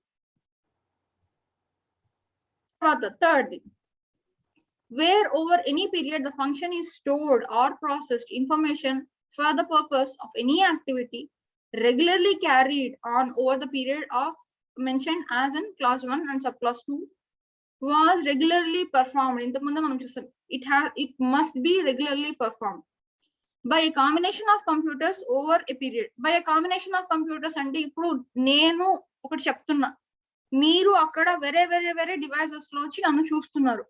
సో ఇక్కడ ఏదో ఒక రకమైన ట్రాన్సాక్షన్ అనేది జరుగుతోంది. మెసేజెస్ నేనున్న ఒక వర్చువల్ ప్లేస్ నుంచి మీరున్న ఒక వర్చువల్ ప్లేస్ కి నా నుంచి ఒక ఎన్క్రిప్టెడ్ మెసేజ్ మీకు వస్తుంది. సో ఇక్కడ ఒక ట్రాన్సాక్షన్ జరుగుతోంది. ఒక మీరు కామెంట్ పెట్టారు, నేను దానికి ఒక ఎమోజీనో లేకపోతే ఒక జిఫ్ ఏదో ఒకటి పంపించాను, ఒక ట్రాన్సాక్షన్ అనేది జరిగింది. So it is in a form of whether text, image or document or image or video or any kind. ఇప్పుడు వస్తున్న అన్ని విషయాల్లో కూడా ట్రాన్సాక్షన్ అనేది common. So by different combinations of computers operating in succession over a period. సరే ఇప్పుడు నేను succession అని ఎందుకు అన్నాం, ఇంట్లో ఒక కంప్యూటర్ ఉంది, అది మనం వాడచ్చు, మన పేరెంట్స్ వాడచ్చు, పెళ్ళై ఉంటే హస్బెండ్ వాడచ్చు, అత్తమామలు వాడచ్చు, లేదా పిల్లలు వాడచ్చు. ఇప్పుడు మొబైల్ ఫోన్స్ చాలా మంది పిల్లలకి ఇస్తారు. ఇప్పుడు దీంట్లో కూడా కొంతమంది ఏమంటారు, పిల్లల పేర్లతోనే లాగిన్ అవ్వడం అనేది కూడా చూస్తూ ఉంటాం. ఎందుకంటే స్కూల్ అయిపోయింది, క్లాస్ అయిపోయింది, వెంటనే వీళ్ళు తీసుకోవడం అంటే ఇంక అప్పటిదాకా వాళ్ళు ఫోన్ ఇవ్వకుండా పట్టుకుంటారు. సో ఆబ్వియస్లీ వాళ్ళ పేరుతోనే లాగిన్ అవుతారు. మాకు ఏదో ఒక పేరు ఉంటే చాలా అనుకోండి, అది వేరే విషయం. కాకపోతే అక్కడ మనకు అవి కనపడుతూ ఉంటాయి, ప్రాక్టికల్ గా జరుగుతున్న ఇష్యూస్. సో దాన్ని బేస్ చేసుకొని ఇప్పుడు దీంట్లో ఏంటి సక్సెషన్ అనేది జరిగింది, పిల్లోడు ఏదో నొక్కాడు, అది ఏమో అయ్యింది, తర్వాత మీ మీద ఒక కంప్లైంట్ వచ్చింది. బాబోయ్ నా దగ్గర లేదు, అది మా అబ్బాయి దగ్గర ఉంది, వాడేదో చేశాడు అంటాం. అంటే అక్కడ ఒక పర్సన్ నుంచి మీ ఫ్యామిలీలోనే కానీ ఇంకొక పర్సన్ కి అనేది అది వెళ్తుంది. సో ఇప్పుడు ఫర్ ఎగ్జాంపుల్ టెర్రరిస్ట్ తీసుకున్నాం. పేరెంట్స్ మంచి వాళ్ళే కానీ పిల్లోడు ఖతర్నాక్. పిల్లోడు చేసిన దానికి పేరెంట్స్ బాధ్యత వహిస్తారా? మోరల్ గా వహించొచ్చు కానీ లీగల్ గా కాదు. ఎందుకంటే వాళ్ళ నుంచి ఇది సక్సెషన్ కిందికి తీసుకుంటున్నాం. ఆ టైంలో వాళ్ళు అది ఆపరేట్ చేయలేదు. కానీ బర్డన్ ఆఫ్ ప్రూఫ్ అనేది ఎప్పుడు కూడా వాళ్ళ మీదనే ఉంటుంది. మేం చేయలేదు, ఇది వాడే చేశాడు అని. అంటే రెగ్యులర్ కోర్స్ ఆఫ్ యాక్షన్ అనేది అక్కడ ఎవరు చూసుకుంటారో అనేది ఇక్కడ కన్సిడర్ చేయాల్సిన point. So in any other manner involve the successive operation over that period in when where whatever order or more one or more computers. ఇప్పుడు ఫర్ ఎగ్జాంపుల్ నా mobile నుంచి నేను కొన్ని యాప్స్ తీసుకొని రిమోట్ గా నేను ల్యాప్టాప్ ని ఆపరేట్ చేయొచ్చు. అట్లాంటప్పుడు ల్యాప్టాప్ నే ముట్టాలి అని లేదు కదా, లేదా కంప్యూటర్ నే ముట్టాలి అని లేదు కదా, రిమోట్ గా చేస్తున్నాం. అసలు పిల్లోడు కంప్యూటర్ దగ్గరికే రాలేదు, ఎక్కడి నుంచి చేశాడంటే వేరే వేరే పద్ధతులు ఉన్నాయి దానికి. సో రిమోట్ యాక్సెస్ అనేది కూడా ఉంది. ఇప్పుడు స్మార్ట్ హోమ్స్ వచ్చాయి. సో ఇంట్లో ఉన్న ఎక్కడో ఉంటాడు, కొన్ని మైల్స్ దూరంలో ఉంటాడు, అక్కడి నుంచి ఒక చిన్న రిమోట్ తోనో లేదంటే మొబైల్లో ఉన్న ఒక యాప్ తోనో ఇంట్లో ఉన్న లైట్లు ఫ్యాన్లు అన్ని కూడా తిరుగుతాయి, లేదంటే ఆఫ్ అవుతాయి. ఫ్రిడ్జ్ దగ్గర నుంచి కార్ షెడ్ దాకా అన్ని ఓపెన్, గరాజ్ దాకా అన్ని ఓపెన్ అవుతాయి. ఎందుకంటే ఆ స్మార్ట్ ఫోన్స్. దాని సక్సెషన్ ఎవరికి ఉంది? ఆ తర్వాత ఎవరైతే తీసుకున్నారో వాళ్ళకు ఉంది. కాబట్టి ఇక్కడ బర్డన్ ఆఫ్ ప్రూఫ్ ఎవరికి వస్తుంది? నా తర్వాత పలానా వాళ్ళు చేశారు అన్నది నేనే చెప్పాలి. సో కోర్టుకి ఆ బాధ్యత నాకు ఉంది. అది ఎట్లా ప్రూవ్ చేస్తాం? దాంట్లో ఉన్న ఆ డేటా, స్టోర్ అయి ఉన్న డేటా నుంచి అది డిరైవ్ చేసుకుంటాం. తర్వాత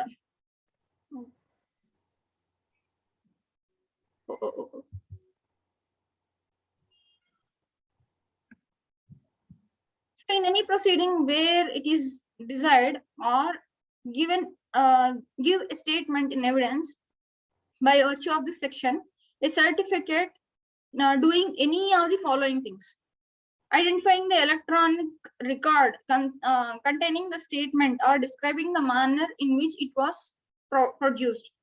So మనం రాస్తున్న 65B లో ఇది ఎక్కడి నుంచి తీసుకున్నాం, ఈ ఎలక్ట్రానిక్ రికార్డ్ లో ఏముంది, ఏమేమి అంటే అది ఇమేజా లేకపోతే టెక్స్టా లేకపోతే ఎవరికి మధ్య ట్రాన్సాక్షన్ అనేది జరిగింది అనేది ఇక్కడ పెడతాం. Given such particulars, any device involving in the production of that electronic record as may be appropriate for the purpose of showing that electronic record was produced by a computer. తర్వాత dealing with any of the matters in which the condition mentioned in subsection 2 relate and supporting the to be signed by a person. ఇప్పుడు దీంట్లో signed by person అంటే మనము ఒక attestation లాగా అనుకుంటాం, కాకపోతే దీంట్లో సిగ్నేచర్ అనేది ఎలక్ట్రానిక్ సిగ్నేచర్ అయి ఉండాలి. ఎలక్ట్రానిక్ సిగ్నేచర్ అనేది మనం జనరల్ గా మేబీ కోవిడ్ స్టార్ట్ అయిన కొత్తల్లో కోర్ట్ నుంచి కొన్ని జనరేట్ అయ్యాయి. దాంట్లో ఎలక్ట్రానికలీ సైన్డ్ అనేది మనకు పక్కన కనపడుతూ ఉంటుంది. అంటే ఒక ఎండ్ ఆఫ్ ది డాక్యుమెంట్ లో ఎలక్ట్రానికలీ సైన్డ్ అని చెప్పి, అంటే సిగ్నేచర్ అనే దానికి ఇక్కడ ఒక డిఫరెంట్ డెఫినేషన్ ఉంది. ఎలక్ట్రానిక్ సిగ్నేచర్ అనేది అక్కడున్న పర్సన్, అంటే వాళ్ళకి ఆ టైటిల్ ని బేస్ చేసుకుని ఎవరికి ఎలక్ట్రానిక్ సిగ్నేచర్ అంటే గవర్నమెంట్, స్పెషల్లీ మనం కూడా ఎలక్ట్రానిక్ సిగ్నేచర్స్ క్రియేట్ చేసుకోవచ్చు కానీ మన ఆథెంటిసిటీ తక్కువ. ఇప్పుడున్న కరెంట్ సిచ్యుయేషన్ కి ఎలక్ట్రానిక్ సిగ్నేచర్ అనేది వ్యాలిడిటీ ఉంది. ఫర్ ఎగ్జాంపుల్ ఇప్పుడు మనము తీసుకునే ఎలక్ట్రానిక్ సిగ్నేచర్స్ డాక్యూసైన్ లాంటి వెబ్సైట్స్ లో మీకు కనపడుతుంది. సో దాంట్లో మనం డాక్యుమెంట్ మొత్తం చదివి దాంట్లో పెట్టాల్సిన చోట మనం సైన్ పెట్టచ్చు. అంటే ఇప్పుడు మీ స్మార్ట్ ఫోన్స్ తో పాటు కొన్ని పెన్స్ వస్తాయి, వాటిని యూజ్ చేసి సైన్ పెట్టచ్చు. లేదా ల్యాప్టాప్ లోనే మనం వేలుతోనే సైన్ పెట్టేసి దాన్ని సేవ్ చేసుకోవచ్చు. లేదా రకరకాల సైన్స్ క్రియేట్ చేసి, అంటే మీకు మీ సైన్ కి దగ్గరగా ఉన్న సైన్స్ ని క్రియేట్ చేసుకుని కూడా దాంట్లో ఫిక్స్ చేయొచ్చు. సో ఈ రకంగా కాకపోతే ఆథెంటిసిటీ అనేది ఇవన్నీ మనము ప్రైవేట్ గా చేసుకునే డాక్యుమెంట్స్. పబ్లిక్ డాక్యుమెంట్స్ కి వచ్చినప్పుడు ఈ ఆథెంటిక్ అంటే ఎవరైతే పర్సన్ ఉన్నారో వాళ్ళ నుంచి మళ్ళీ ఇంకొకరికి అంటే పబ్లిక్ కి రావడానికి వాళ్ళ టైటిల్ ని బేస్ చేసుకుని ఉన్న ఆథెంటిసిటీని కేవలం ఆ సీట్ లో ఉన్న వాళ్ళు, ఆ డ్యూరేషన్ లో ఉన్న వాళ్ళు అప్పుడు ఉన్న పవర్స్ ని యూజ్ చేసుకుని చేసినప్పుడు అది వాళ్ళు కాకుండా ఇంకెవరైనా చేయడం అనేది ఇల్లీగల్ అవుతుంది. అప్పుడు వాళ్ళకున్న ఆథెంటిసిటీతో వాళ్ళు చేసిన డిజిటల్ సిగ్నేచర్ అనేది వాలిడిటీ దానికి చాలా ఎక్కువ.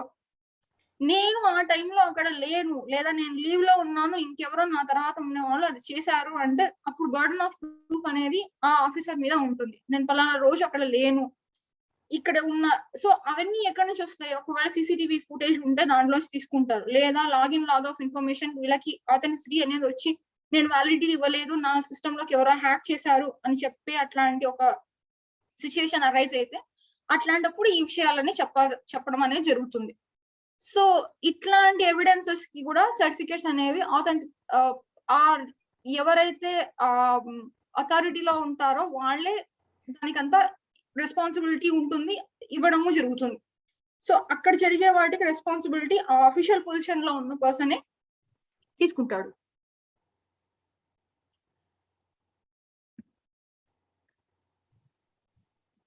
For the purpose of this section, information shall be kept to be supplied to a computer if it is supplied thereto in any appropriate form, or whether it is so supplied directly or with or without human intervention. First మనం ఒకటి చూస్తాం. ఇప్పుడు మనం అంత ఏదైనా ఒక website అంత end దాకా పోయమ్మయ్యా అనుకుంటున్న టైంలో ఆర్యుఏ రోబో అని ఒకటి వస్తుంది, దానికి ఒక చిన్న నంబర్ కింద ఇస్తారు. దాని తర్వాత ఐఎమ్ నాట్ ఎ రోబో అని అక్కడ క్లిక్ చేసి ఆ క్యాప్చా అనేది ఇక్కడ ఇవ్వాలి. ఇక్కడ ఎందుకు అంటే ఫార్మల్ గా కొన్ని ఆటోమేటెడ్ ఫార్మ్స్ ఉంటాయి, దాన్ని ఏం చేస్తారు, ఏది జరిగినా కూడా దాంట్లో ఆ కంటెంట్స్ అన్ని ఉన్న ఆ కంటెంట్స్ అన్ని కూడా దాంట్లో ఆటోమేటిక్ గా వచ్చేలాగా కొన్ని ప్రోగ్రామ్ చేస్తారు. సో రోబో దాని పాటికి అది, అంటే రోబో అంటే ఏదో వేరే ఒక ఆబ్జెక్ట్ ఫీచర్ వచ్చి కూర్చోవడం కాదు, సిస్టమ్ లోనే ఆటోమేటెడ్ ఫామ్ ఉంటుంది. అది చేయకుండా పర్సనల్ గా ఒక హ్యూమన్ బీయింగే చేస్తున్నారు అంటే దాంట్లో హ్యూమన్ ఇంటర్వెన్షన్ అనేది ఉంది అని చెప్పడానికి కోసం మనము అది ఒక ఆ ఫామ్ లో రోబో కాదు నేను హ్యూమన్ బీయింగ్ అనేది క్లిక్ చేసి అది కన్సిడర్ చేస్తాం. సో ఇక్కడ మనం అది చూస్తున్నాం. With or without a human intervention అంటే అది అక్కడ వస్తుంది. Whether in the course of activity carried on by any official, information is supplied with a view to its being stored or processed for purpose, or those activities by the computer operated otherwise than in course of those activities. That information it is duly supplied to that computer. సరే, ఇవన్నీ కూడా దాంట్లో main గా మనం ఇక్కడ ఈ explanation లో consider చేయాల్సింది ఏంటంటే హ్యూమన్ ఇంటర్వెన్షన్. Explanation చూద్దాం. For the purpose of this section, any reference to the information being derived from other information shall be referred to its being derived from calculations, comparisons or any other process. So దీంట్లో calculations, combinations ఏమైనా తీసుకుంటే కూడా ఇదంతా కూడా ఒక process, దాంట్లో గుర్తుపెట్టుకోవాల్సింది human intervention ఉంది అన్నది. సరే, ఆల్మోస్ట్ ఎండ్ వస్తూ ఉన్నాము కానీ ఇంకా రాలేదు. ఇప్పుడు ఇవన్నీ చెప్పుకున్నాం. దీంట్లో ఏమంటారు, ఎలక్ట్రానిక్ ఎవిడెన్స్ కి చాలా వరకు మనకి ల్యాండ్ మార్క్ కేసెస్ అనేవి వచ్చాయి. దాంట్లో స్పెషల్ గా చూసుకోవాల్సింది ఈ 3 కేసెస్, అంటే బేసిక్ గా రిపీటెడ్ గా వస్తున్నవి ఈ 3 కేసెస్. ఇప్పుడు ఒక చిన్న ఇది చేస్తాం. Electronic record as electronic evidence. So electronic record అంటే మనం ఫస్టే చూసాం, ల్యాప్టాప్ అయినా కంప్యూటర్ అయినా ఒక డివైస్ ఇచ్చినప్పుడు దాంతో పాటి సర్టిఫికేట్ అనేది ఖచ్చితంగా ఇవ్వాలి. ఆ సర్టిఫికేట్ లేకపోతే అది ఏ స్టేజ్ లో అయినా ప్రొడ్యూస్ చేయొచ్చు, కానీ లాస్ట్ విట్నెస్ ఇచ్చే లోపల అది ప్రొడ్యూస్ చేయాలి, మాండేట్. సరే, Eli Lilly and company pharmaceutical కేసులో కూడా దీన్ని ఎలక్ట్రానిక్ ఎవిడెన్స్ అనేది మాండేట్ అనేది చెప్పడం జరిగింది. ఇది ఒక చిన్న స్టోరీ కాదు యాక్చువల్గా కేస్. ఏంటంటే సీసీటీవీ ఫుటేజ్ లేదా సిడిఆర్ అనేది ఎవిడెన్స్ గా కన్సిడర్ చేస్తారా? దీంట్లో ఏంటి ఈ కథ అంటే, కుందన్ సింగ్ అనే ఒక పర్సన్ ఒక సో బ్యాంక్ లో సో అకౌంట్ నెంబర్ తో ఉన్నాడు. అతను ఆ బ్యాంక్కి వెళ్ళినప్పుడు వాళ్ళ భార్యతో లాస్ట్ మాట్లాడేశాడు. తర్వాత ఆ పర్సన్ కనపడకుండా పోయాడు. ఈ బ్యాంక్ లో ఎవరైతే పర్సన్ ఉన్నాడో అతనే కేసు ఫైల్ చేశాడు. ఏమని? నాకు అసలు ఏం తెలియదు, ఇతను వచ్చాడు మళ్ళీ వెళ్ళిపోయాడు, నాకు తెలియదు అని. కాకపోతే ఏటీఎం ఫుటేజ్ ప్రకారం అతన్ని అక్కడ మర్డర్ చేసిన విషయం బయటపడింది. కాకపోతే ఏంటి అంటే దాంట్లో సీసీటీవీ ఫుటేజ్ అనేది వాళ్ళు ఇచ్చేశారు, అది ఒరిజినల్. కానీ దానికి సర్టిఫికేట్ లేదు కదా, కాబట్టి దాన్ని డిస్మిస్ చేయండి అని చెప్పి వీళ్ళు అపీల్ చేసుకున్నారు. దీంట్లో ఒక చిన్న విషయం మనం గమనించాల్సింది ఏంటంటే, ఎప్పుడైతే ఒరిజినల్ సీసీటీవీ ఫుటేజ్ ఇస్తారో అప్పుడు సర్టిఫికేట్ తో అవసరం లేదు. ఎప్పుడైతే ఒరిజినల్ ఇవ్వరో అప్పుడు సర్టిఫికేట్ తో అవసరం. సరే, దీని విషయానికి వస్తే ఒక చిన్న విషయం చెప్తాను. మనం ఒరిజినల్ అనేది ఇచ్చేటప్పుడు మళ్ళీ సర్టిఫికేట్ గురించి ఎందుకు మాట్లాడుతున్నాము అన్న విషయం మనకి అనిపిస్తుంది. చిన్న ఎగ్జాంపుల్ చెప్తా. ఇప్పుడు మీరు మంచి వాళ్ళే, మేము మంచి వాళ్ళే, అడ్వకేట్స్, జడ్జెస్ అందరు మంచి వాళ్ళే. కాకపోతే ఇక్కడ దీంట్లో ఒక కేసు జడ్జి దగ్గరికి వెళ్ళేటప్పుడు చాలా స్టేజెస్ మారుతుంది. బేసిక్ గా బెంచ్ క్లర్క్స్ ఉంటారు, వాళ్ళు మనకి ఏదో అన్యాయం చేయాలని కాదు. కాకపోతే ఏంటి, ఇప్పుడు ఒక డివిడి ఇస్తాం, చేయి పెట్టడము అది నలగడము జరుగుతుంది. అప్పుడు బ్రేక్ అవ్వడము లేకపోతే బెండ్ అవ్వడము ఏదైనా కావచ్చు. ఇప్పుడు ఎవిడెన్స్ ఎప్పుడు అవుతుంది? అది తీసి వాళ్ళు సిస్టమ్ లో పెట్టి ప్లే చేసి ఆ దాంట్లో ఉన్న కంటెంట్ వాళ్ళు చూసినప్పుడు అది నిజమా కాదా అనేది ఒక జడ్జ్ ప్రూవ్ చేసేదానికి మనకు అవకాశం దొరుకుతుంది. కానీ ఇక్కడ ఏమవుతుంది, అట్లా విరిగినదో బెండ్ అయినదో తీసి వాళ్ళు ల్యాప్టాప్ లో పెట్టినప్పుడు ప్లే అవ్వదు, లేదా స్క్రాచెస్ పడడం ఏదైనా జరగచ్చు. జరిగినప్పుడు అప్పుడు అక్కడ ప్లే అవ్వకపోతే ఆ స్టేజ్ లో ఇట్ కెనాట్ బి, మీరు ఏమేం కష్టపడి తీసుకునే ఎవిడెన్సెస్ అన్ని కూడా అక్కడ that cannot be considered as an evidence, ఎందుకంటే అక్కడ స్క్రీన్ మీద ఏం కనపడలేదు. రెండోది, ఇప్పుడు నా ల్యాప్టాప్ లేటెస్ట్ మోడల్, లేటెస్ట్ ఈ రోజు ఉన్న అప్డేటెడ్ వర్షన్స్ అన్ని దీంట్లో ఉన్నాయి. కానీ ఇవే కోర్టులో కూడా ఉంటాయా? 98 విండోస్ అక్కడ జరుగుతూ ఉంటాయి, మనదేమో ఇక్కడ లేటెస్ట్ వర్షన్ ఉంటుంది. కాబట్టి కంపాటబిలిటీ అనేది ఒక విషయంగా మనం కన్సిడర్ చేయాల్సి వస్తుంది. ఇక్కడ ఉన్నది అక్కడ సాఫ్ట్వేర్ లేకపోతే ఇక్కడ తీసుకుని వెళ్ళి అక్కడ పెడితే ఏం జరగదు.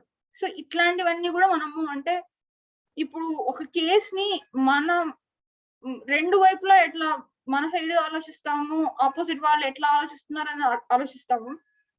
టెక్నికల్ గా కూడా ఒకటి సబ్మిట్ చేస్తున్నప్పుడు మన సైడ్ నుంచే కాకుండా ఇది నెక్స్ట్ డామేజ్ అయితే ఎలా అనే విషయంగా ఆలోచించినప్పుడు ఇవన్నీ వస్తాయి. సో 65B అనేది ఒరిజినల్ ఇచ్చినప్పుడు అవసరం లేదు, కానీ ఒరిజినల్ ఇచ్చేటప్పుడు జాగ్రత్తగా ఇవ్వాల్సి వస్తుంది. ఎందుకంటే ఒరిజినల్ పోయిందంటే ఇంకా దానికి మళ్ళీ మన దగ్గర వేరే ఆల్టర్నేట్ అనేది ఉండదు. సో అట్లీస్ట్ డూప్లికేట్ అయినా మన దగ్గర, అంటే ఒక కాపీ అయినా మన దగ్గర తీసుకుని పెట్టుకోవాలి. అంటే ఒరిజినల్ లో నుంచి అదే కంటెంట్ తీసి పెట్టుకుని, లేదు ఒరిజినల్ ఇచ్చే ఒక అంటే ఇన్ ద ఫార్మ్ ఆఫ్ ఒక డివిడి ఇచ్చేసాం, ఇప్పుడు క్లయింట్ కాపీ అని మన కాపీ అని ఇంకొక 2 కాపీస్ తీసుకుంటే ఒకవేళ అక్కడ పని చేయకపోయినా మనం తీసి ఇంకొక కాపీ మా దగ్గర ఉంది అనే దానికి రెడీగా ఇవ్వచ్చు. సో ఇచ్చినప్పుడు మళ్ళీ ఎందుకైనా to be on safe side మళ్ళీ ఒక సర్టిఫికేట్ అనేది మన దగ్గర పెట్టుకోవాలి. ప్రింట్అవుట్స్ కి సర్టిఫికేట్స్ మ్యాండేట్. ఇప్పుడు వాట్సాప్ ఇద్దరు కాన్వర్సేషన్ జరిగింది, ఒకడు ఇంకొకరిని తిట్టడము, డిఫెమ్ చేయడము, లేదంటే ఇస్తానని డబ్బులు ఇస్తానని ఇవ్వకపోవడం, promise, A set of conversations జరిగినా కూడా దాంట్లో మెయిన్ గా తీసుకోవాల్సింది ఏంటంటే ఆ దీంట్లో కొన్ని కన్సిడరేషన్స్ కూడా ఉన్నాయి. ఇప్పుడు ఈమెయిల్ అనుకోండి, ఇది నేను లాస్ట్ లో మళ్ళీ ఒక ప్రాక్టికల్ గా మీకు చూపిస్తాను, బట్ ఫర్ నౌ వినండి. ఇప్పుడు ఈమెయిల్ ప్రింట్అవుట్ తీస్తున్నాము అంటే పక్కన ప్రింట్ బటన్ ప్రెస్ చేసినప్పుడు దాంట్లోంచి వస్తుంది మనకు ఒక PDF ఫామ్ వస్తుంది, లేదంటే ప్రింట్ ఫామ్ వస్తుంది. Header, footer, date, to sender, receiver, ఇవి ఖచ్చితంగా ఉండాలి. అట్లా లేకుండా నేను కంటెంట్ మాత్రమే ఇస్తాను, ఇవన్నీ మీకు అవసరం లేదు కదా అంటే కాదు. దాంట్లో CC దగ్గర నుంచి అంటే మనం ఒక చిన్న అక్కడ ఇప్పుడు రమారెడ్డి సార్ నాకు ఈమెయిల్ పంపించారు, లేదా మనకందరికి కూడా ఒక ఫామ్ వచ్చింది. సో దాన్ని మళ్ళీ వెళ్ళి అక్కడ చిన్న బటన్ ఉంటుంది కదా, ప్రెస్ చేసినప్పుడు అది ఎన్లార్జ్ అవుతుంది. ఆ ఎన్లార్జ్ అయినప్పుడు దాంట్లో కంప్లీట్ గా కంటెంట్స్ అన్ని కూడా మనకి ఎవరు పంపించారు, ఎంతమందికి పంపించారు, ఎక్కడెక్కడ వచ్చింది, కోర్టులో ఇవ్వాలంటే ఇవన్నీ కూడా ఉండాలి. ఎందుకంటే ఎండ్ టు ఎండ్ అనేది ఇక్కడ జరగాలి. సో కంప్లీట్ డీటెయిల్ అక్కడ జరిగిన కాన్వర్సేషన్ మొత్తం కోర్ట్, ఎందుకంటే ఇక్కడ ట్రస్ట్ అనేది చాలా ఎక్కువగా మనం చూసుకోవాల్సిన విషయం. చూస్తున్నాను లేదు, వాళ్ళకి తెలుసు లేదు అనేది కాదు. దిస్ ఇస్ ఎ రూల్, దీని ప్రకారం జరగాలి కాబట్టి పక్కా ఏదో అదే మనం ఫాలో అవుతాం. దాంట్లో పైన నుంచి తీసుకొని కింద కంటెంట్ దాకా సెకండ్ పేజ్ లో ఏం లేదు కాబట్టి నేను తీసేసినాను, దీంట్లో ఊరికే లాస్ట్ లో జీమెయిల్ అని మాత్రమే ఉంది అనడానికి కూడా లేదు. వెనక తిప్పించి అది కూడా ప్రింట్ తీసుకోవడం రూల్ ప్రకారం టు ద బుక్ ఇది. సరే, ఇంతసేపు మనం ఓల్డ్ గురించి వింటూ ఉన్నాం. ఇప్పుడు కొత్త సైటేషన్ వచ్చింది, latest citation, supreme court the judgment. ఏంటిది? దీంట్లో ఎవిడెన్స్ యాక్ట్ లో ఈ సర్టిఫికేట్ 65B సర్టిఫికేట్ అనేది ఇవ్వాలనా వద్దా అనే దాని గురించిన ఒక ఆర్గ్యుమెంట్. దీంట్లో ఏమైంది అంటే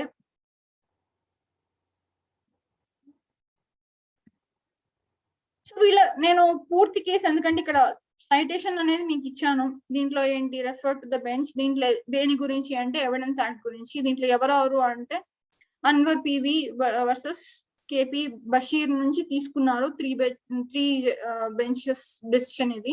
హిమాచల్ ప్రదేశ్ నుంచి అది రెఫర్ అయింది. సో ఇక్కడ చూస్తాం. దీని తర్వాత ఏంటి, వాళ్ళు దాంట్లో ఇచ్చిన కన్క్లూజన్ ఏంటంటే, it will be clear from the above discussion that the major jurisdiction of the world have to come to the terms where the change of times and the development of technologies fine-tune their legislations. Therefore, it is the need of the hour that there is a relook at Section 65B of the Evidence Act, introduced 20 years ago by Act 21 of 2000, and which has been created a huge judicial turmoil, with the law swinging from one extreme to the other in the past 15 years, from Navjot Sidhu 31 is the page number వాళ్ళది to Anwar. So దీంట్లో ఇవి అంటే different cases అన్ని mention చేస్తూ వచ్చారు. Conclusion ఏంటంటే, with the above note, I respectfully agree with the conclusion referred by R.F. Nariman J. that the appeals are dismissed at the cost as proposed. సరే, దీంట్లో main గా ఏంటంటే, ఇంతకు ముందు ఇక్కడ మనం చూసాం సిసిటివి ఫుటేజ్ కరెక్టా కాదా అని. దాదాపు సిమిలర్ కైండ్ ఆఫ్ ఇదే అంటే ఒరిజినల్ ఇవ్వని పక్షంలో, ఒక్క నిమిషం,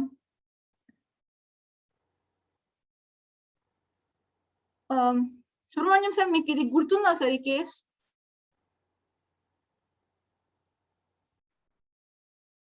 స్టార్టింగ్ చెప్పండి, నేను చెప్పేస్తా.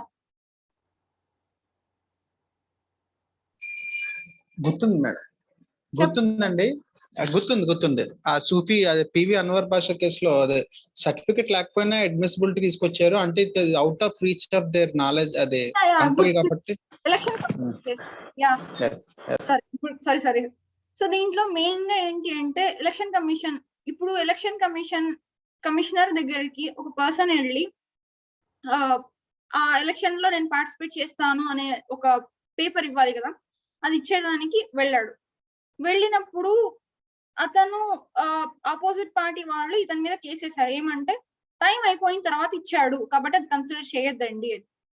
ఇతనే ఇప్పుడు అది కనుక్కోవాలంటే ఏం చేయాలి, అక్కడ ఉన్న సిసిటివి ఫుటేజ్ ని వీళ్ళు చూడాల్సి వస్తుంది. వీళ్ళు ఏం చేశారు, సిసిటివి ఫుటేజ్ ని చూసారు, దాంట్లో అది టైం తర్వాతనే వేసాడు అన్నది ప్రూఫ్ ఉంది. కాకపోతే ఏంటి అంటే, వాళ్ళు సర్టిఫికెట్ ఇవ్వమని చెప్పి అడిగారు. అడిగినప్పటికీ కూడా, ఆపోజిట్ పార్టీ అడిగినప్పటికీ కూడా వీళ్ళు సర్టిఫికెట్ ఇవ్వలేదు. కోర్టు మళ్ళీ చెప్పింది, మీరు ఇచ్చారు, ఒరిజినల్ ఇవ్వలేదు కాబట్టి మీరు సర్టిఫికెట్ ఇవ్వాలి అని. అడిగితే కూడా వీళ్ళు ఇంకా ఇవ్వలేదు. కాకపోతే ఎలక్షన్ కమిషన్ నుంచి ఒక ఆవిడ రిప్రజెంట్ చేసిన ఆవిడ ఏమనింది, మాది కంప్లీట్ గా బాగా అంటే డ్యూ కోర్స్ ఆఫ్ యాక్షన్ అన్ని జరుగుతున్నాయి, అన్ని రికార్డ్ అవుతున్నాయి, ఏ కంప్లైంట్స్ లేవు, పూర్తి ఫుటేజ్ మా దగ్గర ఉంది. అప్పుడు కూడా మళ్ళీ చెప్పారు, సరే మీ దగ్గర ఫుటేజ్ ఉంది కదా, ఒరిజినల్ అయినా ఇవ్వండి లేదా 65B సర్టిఫికేట్ అయినా ఇవ్వండి అని. అయినప్పటికీ కూడా వాళ్ళు కన్సిడర్ చేయలేదు. చెయ్యకపోగా ఇతను ఏం చేశాడు, టైం అయిపోయిన తర్వాత వేసాడు. వీళ్ళు ఏం చేశారు, దానికి సంబంధించిన ఎవిడెన్సెస్ ఇవ్వలేదు. కానీ వాళ్ళు ఏమంటున్నారు, కన్సిడర్ చేయండి అంటున్నారు. ఇప్పుడు కన్సిడర్ చేయాలా వద్దా? చేయకూడదు. ఎందుకంటే rule is a rule. 65B అనేది ఒరిజినల్ ఇస్తే 65B సర్టిఫికేట్ అవసరం లేదు. ఒరిజినల్ ఇవ్వని పక్షంలో 65B సర్టిఫికేట్ అనేది మ్యాండేటరీ. ఇప్పుడు నేను అది ఇవ్వను ఇది ఇవ్వను అంటే చెల్లుతుందా? చెల్లదు. కాబట్టి ఈ కేసులో కూడా అదే జరిగింది. నువ్వు ఇస్తే ఒరిజినల్ ఇవ్వండి, లేదా సర్టిఫికేట్ ఇవ్వండి. మేము రెండు ఇవ్వము అంటున్నారు కాబట్టి మీ కేస్ డిస్మిస్ చేస్తున్నాము అండ్ విత్ కాస్ట్స్. సరే, ఇంతసేపు 65B అంటున్నారు కదా, ఏంటిది అనిపించిందా? అసలు ఎలా ఉంటుంది ఇది, ఎందుకు ఇది అనేది తెలుసుకున్నాం. దాంట్లో థంబ్ రూల్ ఏంటి, ఒరిజినల్ సబ్మిట్ చేసినప్పుడు 65B సర్టిఫికేట్ అవసరం లేదు. ఒరిజినల్ సబ్మిట్ చేయలేని పక్షంలో కానీ చెయ్యను, ఇప్పుడు నా దగ్గర ఒక ఎవిడెన్స్ ఉంది, ఫేస్బుక్ నుంచి నన్ను ఎవరో డిఫైమ్ చేస్తారో, నేను అది కాపీ తీసుకున్నా, లేదా నా దగ్గర ఏదైనా వీడియో ఉంది, అంటే వీడియోస్ అనేవి మ్యాండేటరీ మనం పెన్ డ్రైవ్ లో అయినా సిడీలా అయినా ఇవ్వాలి. కానీ ఇమేజెస్ కానీ టెక్స్ట్ కానీ డాక్యుమెంట్స్ కానీ ప్రింట్అవుట్ ఫామ్ లో ఇవ్వచ్చు. దాన్ని సెకండరీ ఎవిడెన్స్ కింద కన్సిడర్ చేస్తారా అనే క్వశ్చన్ కూడా మీకు వస్తుంది. అంటే ఇప్పుడు నేను ప్రింట్అవుట్ ఇస్తున్నాం కదా, అది జిరాక్స్ అంటే ప్రింటర్ లోంచి తీస్తాం కదా, మరి అది సెకండరీ ఎవిడెన్స్ గురించి కదా మనం జిరాక్స్ అన్ని మాట్లాడుకుంది, దీంట్లో కూడా జిరాక్స్ అవుతుందా అని. మీరు ప్రింట్అవుట్ ఇచ్చి ఎప్పుడైతే 65B ఇవ్వలేదో ఎస్, అది సెకండరీ ఎవిడెన్సే అవుతుంది. ఎప్పుడైతే మీరు ఇచ్చిన ప్రింట్అవుట్ కి అడ్జసెంట్ గా 65B సర్టిఫికేట్ అనేది ఎన్క్లోజ్ అయ్యి ఉందో అది ప్రైమరీ అవుతుంది. సో ఇది ఒక చిన్న డిఫరెన్స్ మీరు గుర్తుపెట్టుకోవాల్సింది. ఒరిజినల్ లేని పక్షంలో మీరు ఇస్తున్న ప్రింట్అవుట్ కి 65B ఎన్క్లోజ్ అయ్యి ఉంటే అది ప్రైమరీ. 65B లేకపోతే కన్సిడర్ చేస్తారు కానీ సెకండరీ. క్లియర్? సరే, ఇంత చెప్పారు కదా, ఒక్కసారి 65B ఎలా ఉంటుందో చూద్దామా?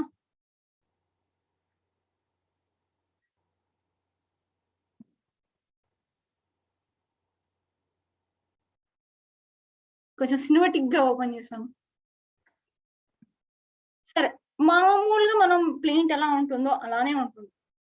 కోర్ట్ కేస్, ఎవరు వర్సెస్ ఎవరు, ఎక్కడ, ఏ అండర్ వాట్ పోలీస్ స్టేషన్ అయినా సరే, లేదంటే ఏ దీని కింద అయింది ఆ కేస్ డీటెయిల్స్ అని వస్తుంది. డిపోనెంట్ ఎవరు అనేది వస్తుంది. జనరల్ గా ఇది ఎవరైతే ఇప్పుడు బర్డన్ ఆఫ్ ప్రూఫ్ జనరల్ గా ఎవరు ఉంటుంది, నువ్వు చెడ్డోడివి అంటే బర్డన్ ఆఫ్ ప్రూఫ్ నా మీదే ఉంటుంది, కాబట్టి డిపోనెంట్ మీదనే అది ఉంటుంది. ఇప్పుడు నేను ఒకటి ప్రూవ్ చేయాలంటే నేనే చేస్తాను. అందుకని మీరు చూస్తే ఇక్కడ ఐ నుంచి స్టార్ట్ అవుతుంది. నా గురించి ఇన్ఫర్మేషన్ నేను ఇస్తూ దీంట్లో ఏం చెప్తాను, ఓత్ లో తీసుకుంటాం కాబట్టి దీంట్లో ఇచ్చేవన్నీ కూడా నిజమే ఇవ్వాలి. సో దీంట్లో ఏంటి, పైన జరిగిన వాటన్నిటికీ మామూలు అక్నాలెడ్జ్మెంట్ అనేది పెడతాం. తర్వాత part of it evidence stage నుంచి దాంట్లో అది ఆడియోనా, సీడీనా, లేకపోతే కాన్వర్సేషనా అన్ని ఈ డీటెయిల్స్ అన్ని కూడా ఇవ్వాల్సి వస్తుంది. సో తర్వాత వెరిఫికేషన్. సో దీంట్లో ఉన్న ఆ 10 దానికి ఏమేమి అంటే 10 ఇవ్వాలని లేదు, బట్ దీంట్లో ఏమేమి మనకి వాలిడో అవి తీసుకుంటాం. ఫైనల్ గా మళ్ళీ deponent, acknowledgement and deponent sign. So this is the format of 65B document. తర్వాత బ్యాంకర్స్ బుక్ ఎవిడెన్స్ యాక్ట్. ఇది ఏంటి అంటే, ఇప్పుడు ఇంతకు ముందు చెప్పాం, ఒకవేళ బ్యాంక్ నుంచి ఏదైనా వస్తే లెడ్జర్స్ కానీ ఈవెన్ దానికి సర్టిఫైడ్ అనేది, ఆ సర్టిఫికేట్ అనేది మామూలు వాళ్ళు ఇవ్వలేరు. ఎందుకంటే ఈ బ్యాంకర్స్ బుక్ యాక్ట్ అనేది 3 స్టెప్ ప్రాసెస్.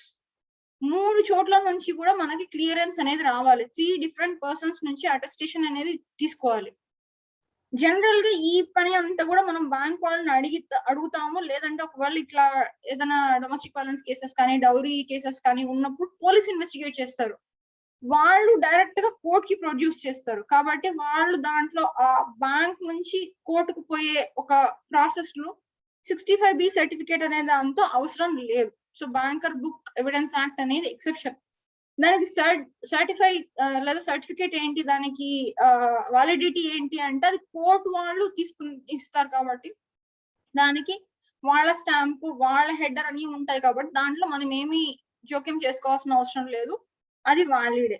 సో దాంట్లో బ్యాంకర్ ఎవరికైతే ఇస్తామో దాంట్లో మళ్ళీ ఆ లెడ్జర్ దీంట్లోకి ఎక్కడికి పోతుందో, ఆ అకౌంట్స్ డిపార్ట్మెంట్ ఉంటుందో వాళ్ళ నుంచి ఫైనల్ గా మళ్ళీ బ్యాంక్ మేనేజర్ దగ్గరకు వచ్చి వాళ్ళ అటెస్టేషన్ తీసుకున్న తర్వాతనే ఆ కాపీ కోర్టుకు వస్తుంది. సో 3 స్టెప్ ప్రాసెస్ జరిగి వస్తుంది కాబట్టి దీంట్లో మళ్ళీ అడిషనల్ గా మనం ప్రొవైడ్ చేయాల్సినది ఏమీ ఉండదు.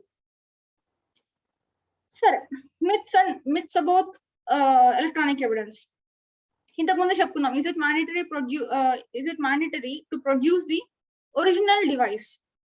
ఇంతకు ముందే మనం చెప్పుకున్నాం, ఒరిజినల్ డివైస్ ప్రొడ్యూస్ చేయడంలో నష్టం లేదు, కానీ నష్టం పోతామేమో అన్న ఒక డౌట్ ఉన్నప్పుడు మాత్రం ప్రొడ్యూస్ చేయదని చెప్తాను. కానీ దానికి వ్యాలిడిటీ ఉండాలి అంటే give it in the form of print out provided, దానికి 65B డాక్యుమెంట్ అనేది కంపల్సరీ ఇవ్వాలి.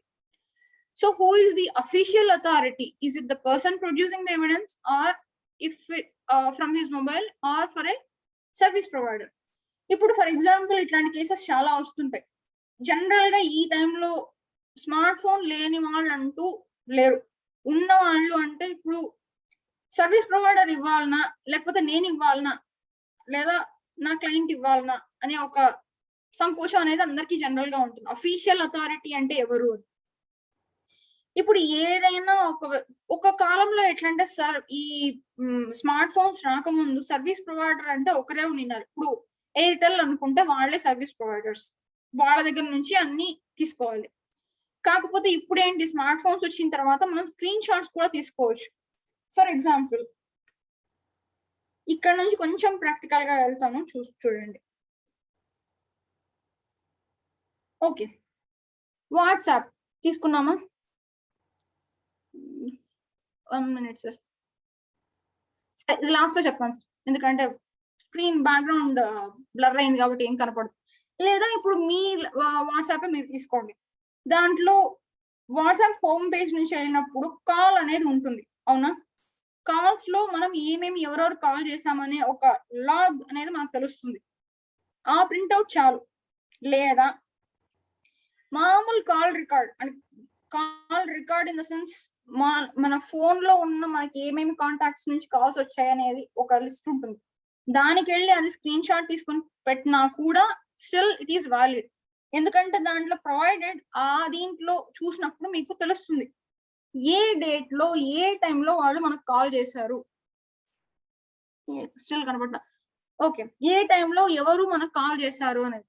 దాంట్లో మళ్ళీ ఇంకొక విషయం కూడా ఉంది, పేరు మార్చి పెట్టచ్చు కదా, కాంటాక్ట్ నేమ్ మార్చి పెట్టచ్చు కదా. అట్లాంటప్పుడు వేరే ఎవరో ఫోన్ చేసినా కూడా నేను ఫోన్ చేసినట్టే అవుతుంది కదా అంటే, దాంట్లో ఎప్పుడైతే వాళ్ళు కాల్ చేశారో నాట్ ఓన్లీ ఫోన్ నెంబర్, దాంట్లో మళ్ళీ మీరు వెళ్ళి వాళ్ళ కాంటాక్ట్ మీద ప్రెస్ చేసినప్పుడు వాళ్ళ ఫోన్ నెంబర్ కూడా వస్తుంది. So we need a screen shot of that two. ఎందుకంటే అక్కడ పర్సన్ కాంటాక్ట్ నేమే కాకుండా ఆ నెంబర్ కూడా రిలవెంట్ గా ఉండాలి. సో ఆ రిలవెన్సీ అనేది కూడా మనం చూసుకోవాల్సిన ఒక ఫ్యాక్టరే. తర్వాత సో ఇక్కడ ఏంటి లేదు, ఒకేసారి అంటే ఇప్పుడు జనరల్ గా ఇట్లాంటి అనుమానం ఎవరికి వస్తుంది, వైఫ్ అండ్ హస్బెండ్ ఉన్నారనుకోండి, దాంట్లో నా భార్య ఎవరితోనో మాట్లాడుతోంది, నాకు అనుమానం ఉంది. సో ఇక్కడ ఆ హస్బెండ్ ఎవరైతే ఉన్నారో పోలీస్ ఎంక్వైరీ అంటే వాళ్ళకై వాళ్ళు వెళ్ళి చేసేదానికి లేదు, కానీ పోలీస్ ఎంక్వైరీలో వెళ్ళి, లేదా ఒక వైఫ్ నా హస్బెండ్ మీద నాకు అనుమానం ఉంది, ఎవరితోనో సంబంధం ఉంది అంటే పోలీస్ ఇన్వెస్టిగేషన్ లో పోలీస్ వెళ్ళి ఒక సర్వీస్ ప్రొవైడర్స్ దగ్గర నుంచి లెటర్ తీసుకొస్తారు. లెటర్ ఇన్ ద సెన్స్ ఎవరెవరికి ఎన్నిసార్లు కాల్ చేశారు. మనం చాలా మూవీస్ లో చూస్తుంటాం, పెద్ద లిస్ట్ తీసుకొస్తారు. ఈ రోజు ఇన్నిసార్లు ఈ నెంబర్ నుంచి ఈ నెంబర్ కి ట్రాన్సాక్షన్ జరిగింది, సో వీళ్ళెవరు, వీళ్ళకి ఏంటి సంబంధం. సో అది సర్వీస్ ప్రొవైడర్స్ ఇస్తారు. కాకపోతే మనము ఇప్పుడు ఎక్కడైనా ఎవిడెన్స్ లో ఏముంది, మనం స్టార్టింగ్ లో కూడా చూసాం, మన దగ్గర ఏదైతే డాక్యుమెంట్స్ ఉన్నాయో వేరే చోట నుంచి తీసుకోలేని పక్షంలో మన దగ్గర ఉన్నవి మనం కోర్టుకి అర్థమయ్యే విధంగా విత్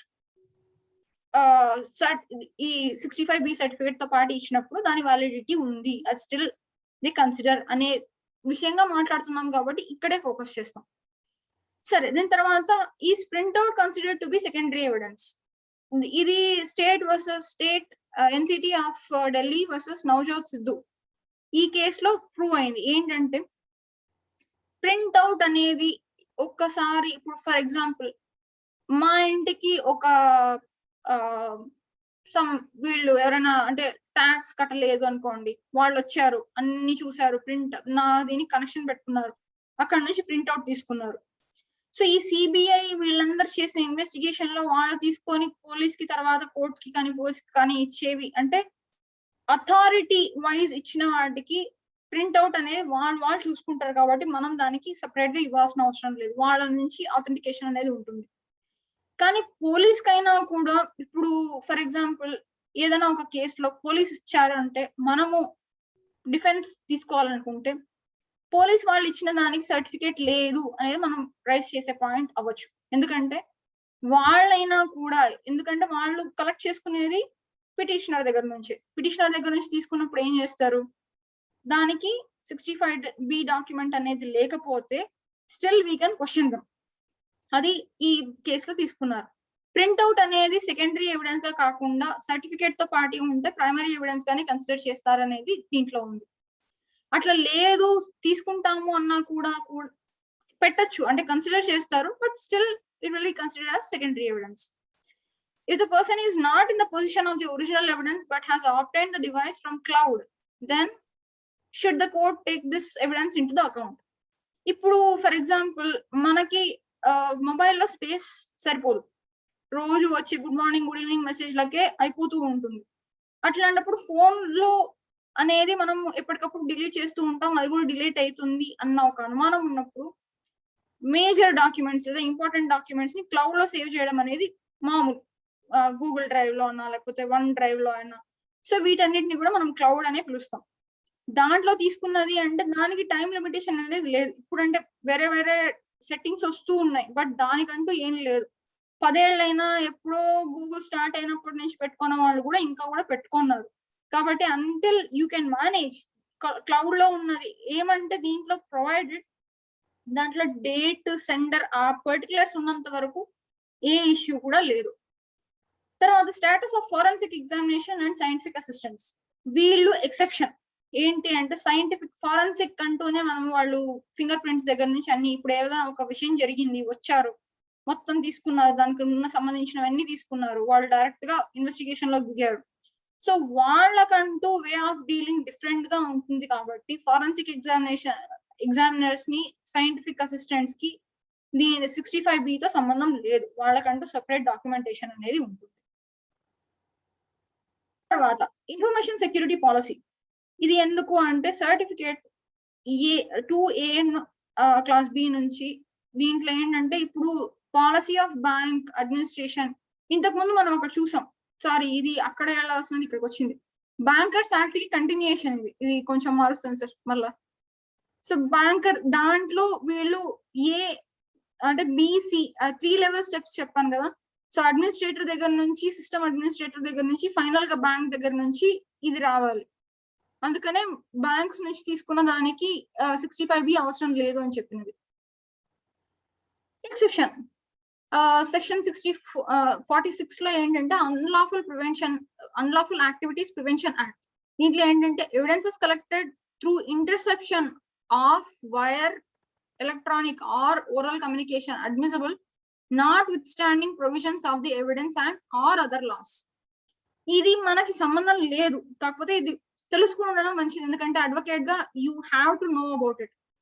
టెర్రరిస్టులు ఉన్నారు, వాళ్ళు ఒకరితో ఒకరు మాట్లాడుతున్నారు, వాళ్ళు ఎవరో మనకు తెలియదు, కానీ ఎప్పుడో కేసు వచ్చింది, మీరే JCJ లేదా మీరు ఒక జడ్జి లేదా ఒక APP అనుకుందాం. ఇప్పుడు చేస్తున్నప్పుడు మీరు క్వశ్చన్ అడగాలి అంటే ఇది ఎక్కడి నుంచి వచ్చింది అంటే దీంట్లో ఇన్వెస్టిగేషన్ ఏజెన్సీ CBI వీళ్ళందరూ కూడా ట్రాక్ చేస్తూ ఉంటారు. ఎప్పుడు ట్రాక్ చేస్తున్నప్పుడు దాంట్లో ఇన్సెప్షన్ తీసుకుంటారు, అంటే కొన్ని కోడ్ వర్డ్స్ ని వాళ్ళు ట్రాన్స్లేట్ చేసుకుంటారు మన భాషలోకి, ఉర్దూలోనో లేదా వాళ్ళు ఏదో అంటే ఏది కూడా నార్మల్ ఫ్లో లో ఉండదు, కొన్ని వర్డ్స్ వాళ్ళు కోడ్ వర్డ్స్ దాంట్లో మధ్యలో యూజ్ చేస్తారు. సో అది ఇంటర్ప్రెట్ చేసి ఇన్సెప్ట్ చేసి అది తీసుకున్న కొన్ని ఒక కాన్వర్సేషన్ వీటికి దేనికి కూడా చెల్లదు, అది దానికి ఒక సెపరేట్ యాక్టే ఉంది, which is section 46 of unlawful activities prevention act. తర్వాత సరే ఇవన్నీ చెప్పాం కదా, 64B ఉంది, ఒరిజినల్ ఉంది, ఇవన్నీ అయిపోయాయి. కానీ రీటైన్ ద ఒరిజినల్. ఏమేమి చేసినా కూడా మన దగ్గర దానికి సంబంధించిన ఒక కాపీ అనేది కోర్టు ప్రొడ్యూస్ చేసిన తర్వాత, మీ క్లయింట్‌కి ఇచ్చిన తర్వాత, ఏమేమి చేసినా కూడా మీ దగ్గర దానికి సంబంధించిన ఒక కాపీ అనేది క్లయింట్ దగ్గర ఉండాలి, మీ దగ్గర ఉండాలి. ఎందుకంటే మధ్యలో ఏం జరిగినా కూడా మన దగ్గర ఒక కాపీ అనేది కోర్టుకి ఇవ్వడానికి ఎప్పుడు కూడా రెడీగా ఉంటుంది. సో కేస్ అయ్యేదాకా, కేసు పెడుతున్నాము అన్నప్పటి నుంచి కేస్ అయ్యి, డిగ్రీ అయ్యి, అప్పీల్ అయ్యేదాకా కూడా దాని ఒరిజినల్ మీ దగ్గర రిటైన్ చేసుకోవడం అనేది మ్యాండేటరీ. పోయింది అంటే ఇంక దానికి ఏం లేదు. ఎందుకంటే సుప్రీం కోర్ట్ దాకా కూడా వెళ్ళే ఛాన్సెస్ ఉన్నాయి. సో అప్పటిదాకా కూడా ఇప్పుడు రమారెడ్డి సార్ వెనకాల వరుస కేసులన్నీ కట్టలు ఉన్నాయి. So he is retaining. కాబట్టి మనం ఈ డాక్యుమెంట్ అయినా కూడా we have to retain. So as per order 11 of CPC and section 91 of the CRPC, the court can order production of original electronic record at any time. వాళ్ళు మనం ఇచ్చిన ఒక paper ని బేస్ చేసుకొని నమ్మేశాము అంటే హైకోర్టులోకి పోయినప్పుడు మీరు తీసుకుని రండి అనే ఛాన్స్ ఉంది. లేదు అక్కడ కూడా వాళ్ళు నమ్మేశారు అంటే సుప్రీం కోర్టుకు పోయిన తర్వాత అయినా వాళ్ళు అడిగే ఛాన్స్ ఉందేమో. బట్ ఈదర్ వేస్ అన్ని రకాలుగా కూడా మనము ఒరిజినల్ అనేది పెట్టుకోవడం మంచిది. 1 minute సార్, ఒక చిన్న బ్రేక్ తీసుకుందామా సార్? తర్వాత 66 నుంచి చెప్తాను. Okay madam. Hello sir. Okay madam.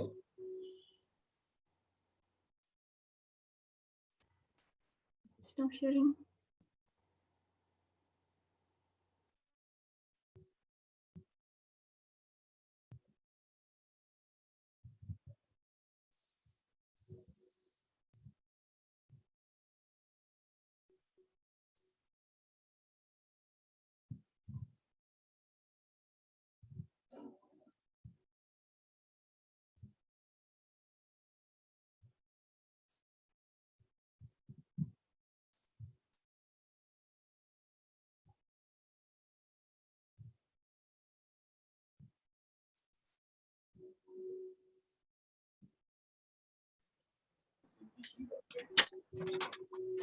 One small information to all the participants. Today we have a practice examination at night 8 p.m.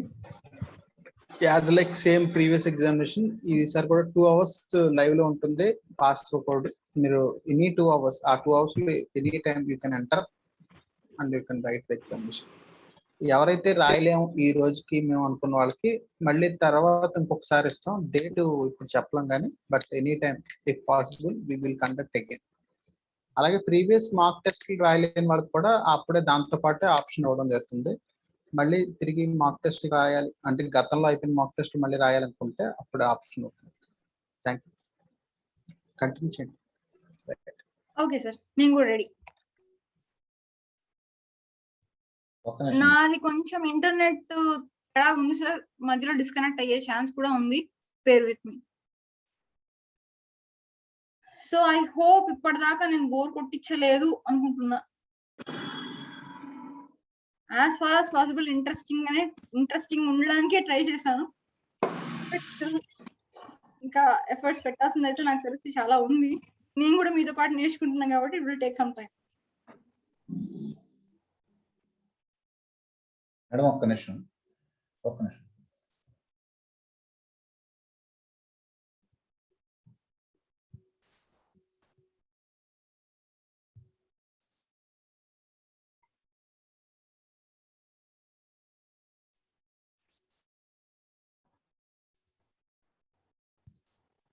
Okay,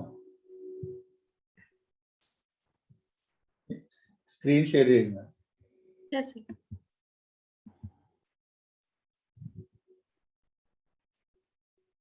okay.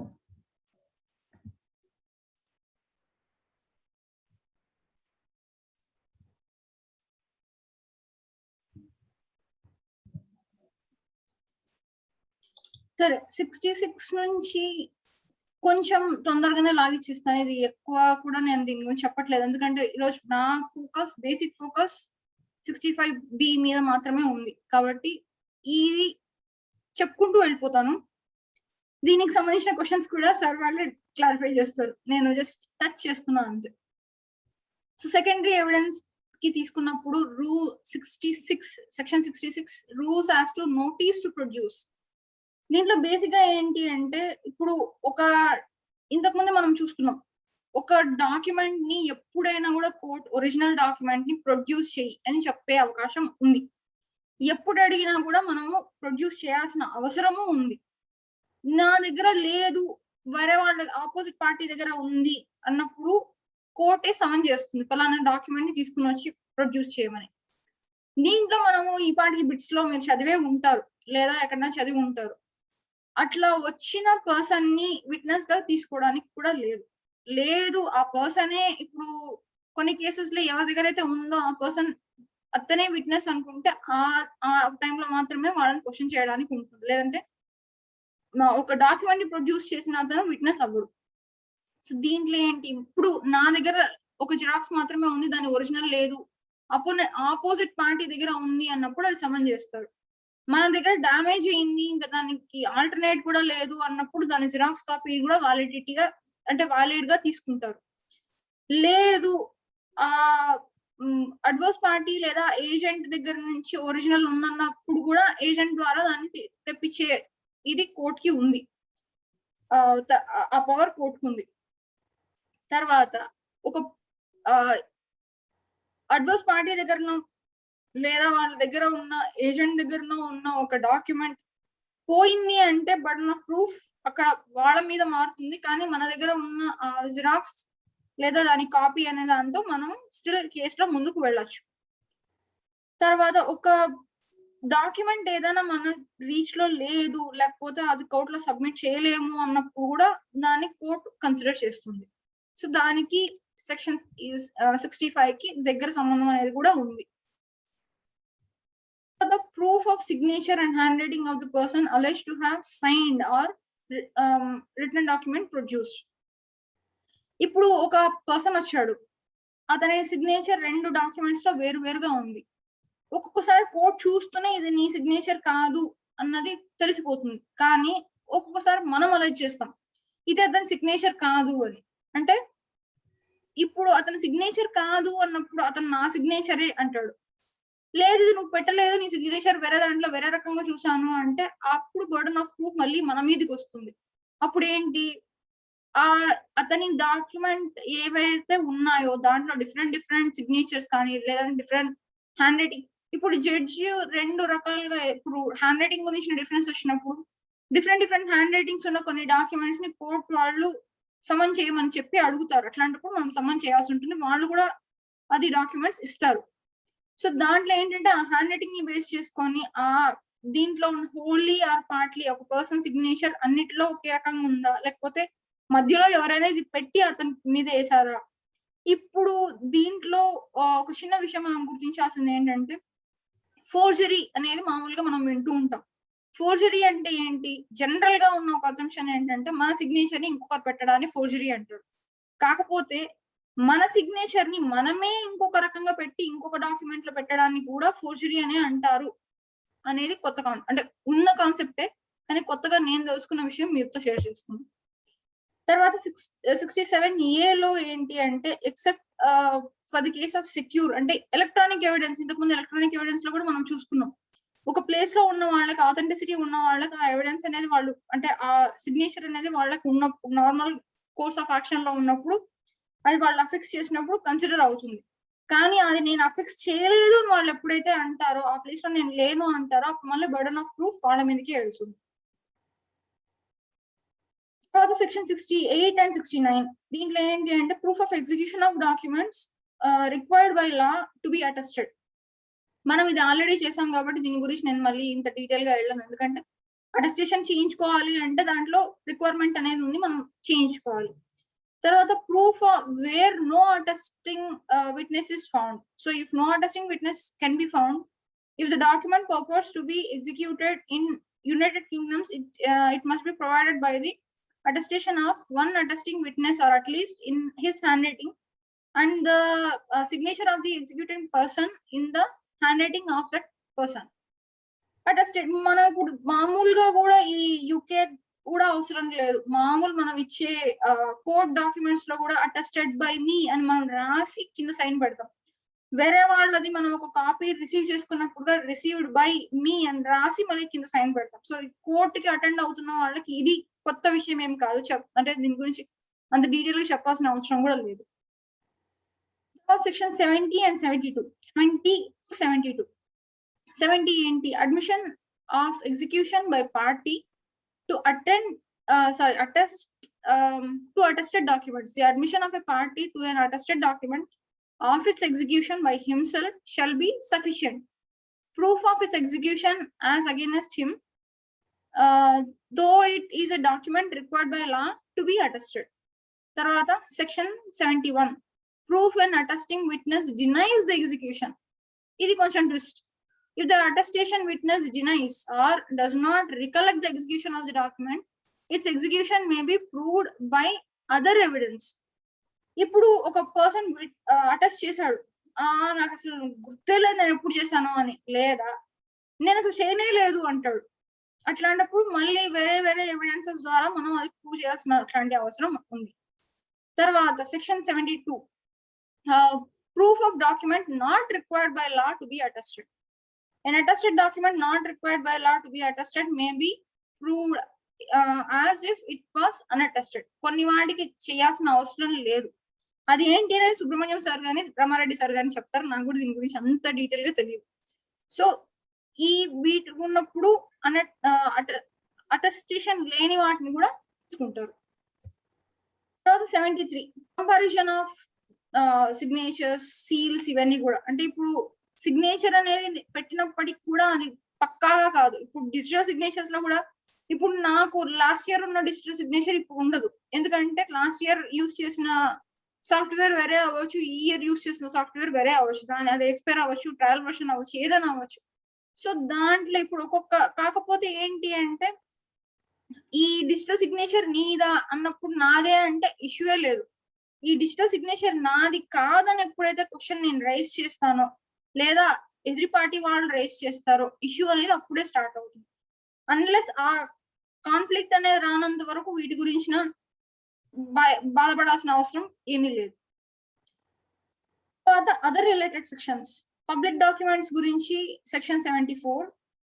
Proof of public documents గురించి section 75 నుంచి 78 వరకు ఉంది.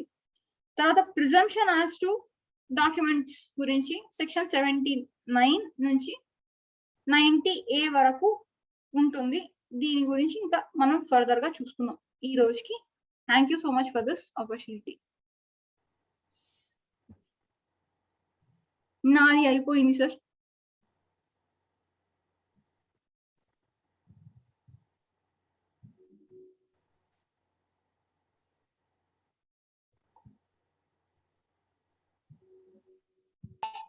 Yes, ఎవరికైనా అంటే madam almost అంతా కూడా చాలా క్లారిటీతో 65B సంబంధించి చాలా అంబిగ్యూటీస్ ఉన్నాయి.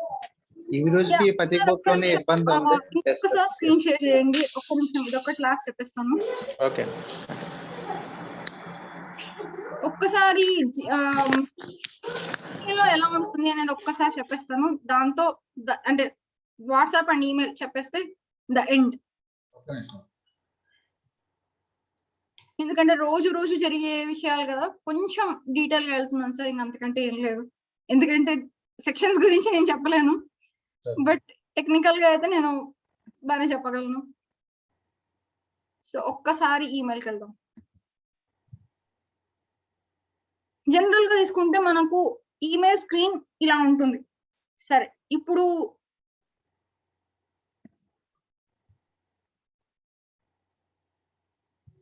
ఎగ్జాంపుల్ సార్ కి నేను ఇది పంపించాను.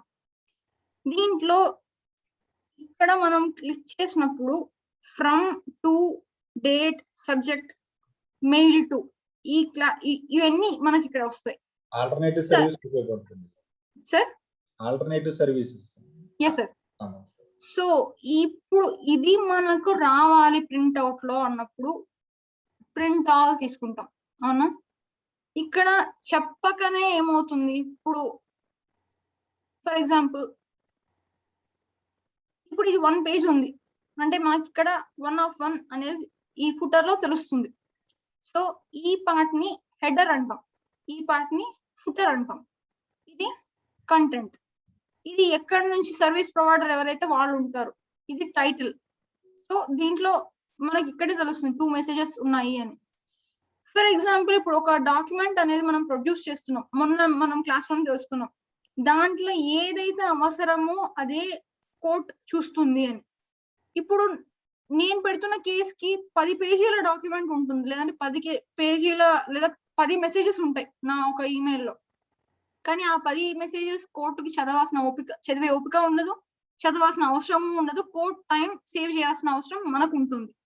అట్లాంటప్పుడు ఏంటంటే ముందు వెనక అనేవి పెట్టాల్సిన, అంటే కోర్ట్ అడిగితే మనం పెట్టాలి. లేదా ఇప్పుడు ఇది ఆల్ ఆఫ్ సడన్ నేను కోర్టుకి ఇది మాత్రమే ఇస్తా, ఇది ఇవ్వను, అప్పుడు ఏమంటుంది, దీనికి ముందర జరిగిన కాన్వర్సేషన్ చూడనిదే ఇది నేను ఎందుకు ఇచ్చాను అనేది అర్థం కాదు. అట్లాంటప్పుడు it is our burden of proof కాదు, it is our mandate that we have to show this too. అంటే దీనికి ముందు జరిగినది, ఒకవేళ దీని తర్వాత ఏదైనా జరుగుంటే అది కూడా. సో ఇట్లాంటివి పెట్టాల్సిన అవసరం అనేది ఉంది. రెండోది మేడం, ఇది ముఖ్యంగా ఆల్టర్నేటివ్ సర్వీస్ సమన్స్ పంపించేటప్పుడు time date complete footer header తో సహా పంపిస్తే అవును సార్, అది పోయినట్టు అవుతుంది, అంటే పంపించాము అన్నదానికి అక్కడ ఇది ఉంటుంది. ఫర్ ఎగ్జాంపుల్ ఇప్పుడు ఇంకొకటి చూస్తాం, ఇప్పుడు బిల్స్ కి సంబంధించింది ఏదైనా ఉంది అంటే, యా ఇప్పుడు సివిల్ జడ్జ్ కి మనం అందరం అప్లై చేస్తాం, దీంట్లో అందరికి కూడా వచ్చాయి. ఇక్కడ మీరు చూస్తే సైన్డ్ బై అనేది కూడా మనకు కనపడుతుంది, స్టాండర్డ్ ఎన్క్రిప్షన్ ఎక్కడి నుంచి వచ్చింది అనేది తెలుస్తుంది, తర్వాత డేట్ ఏ టైంకి మనకు వచ్చింది అనేది తెలుస్తుంది, దీంట్లో సబ్జెక్ట్ ఏంటి అనేది తెలుస్తుంది. సో ఒకసారి ప్రింట్అవుట్ తీసినప్పుడు ఇవన్నీ కూడా మనం కోర్టుకి ఇచ్చేటప్పుడు తెలుసుకోవాలి. ఇది దీని గురించి మీకు కావాలంటే ఇక్కడ లెర్న్ మోర్ అనేది కూడా ఉంది, మీరు అది చూసుకోవచ్చు అనేది కూడా మనకు ఒక ఆప్షన్ వీళ్ళు ఇచ్చారు. సరే, ఇంకొకటి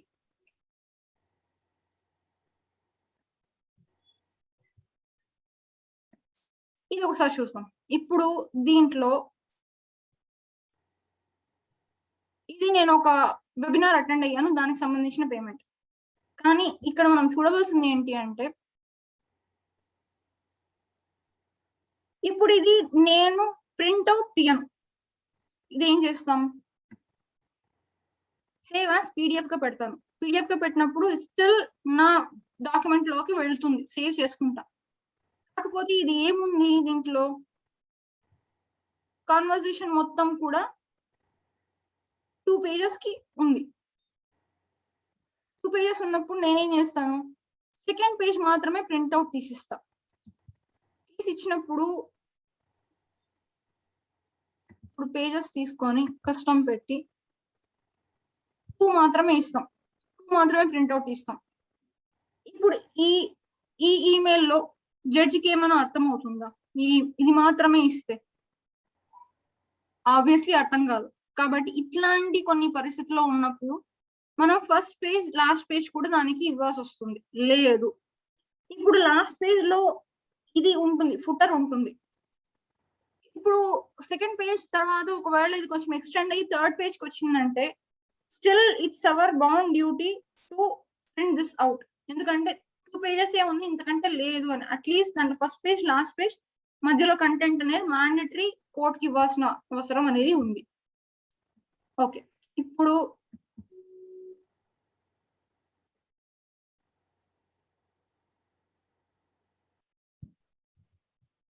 నేను ధైర్యం చేసి వాట్సాప్ ఓపెన్ చేస్తున్నా, కానీ భయపడద్దండి, సారీ.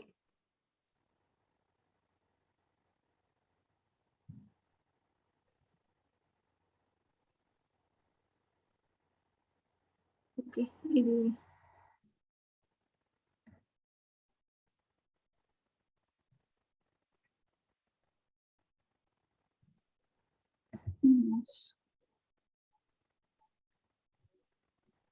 ఏంటి అర్థం.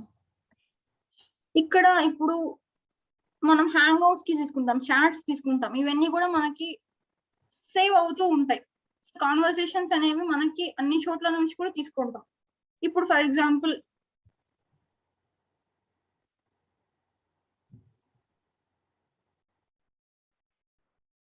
దీంట్లో కొన్ని అవుట్ బాక్స్ అనేవి ఉంది. ఒక్కొక్కసారి పెద్ద పెద్ద ఫైల్స్ బయటికి వెళ్ళవు.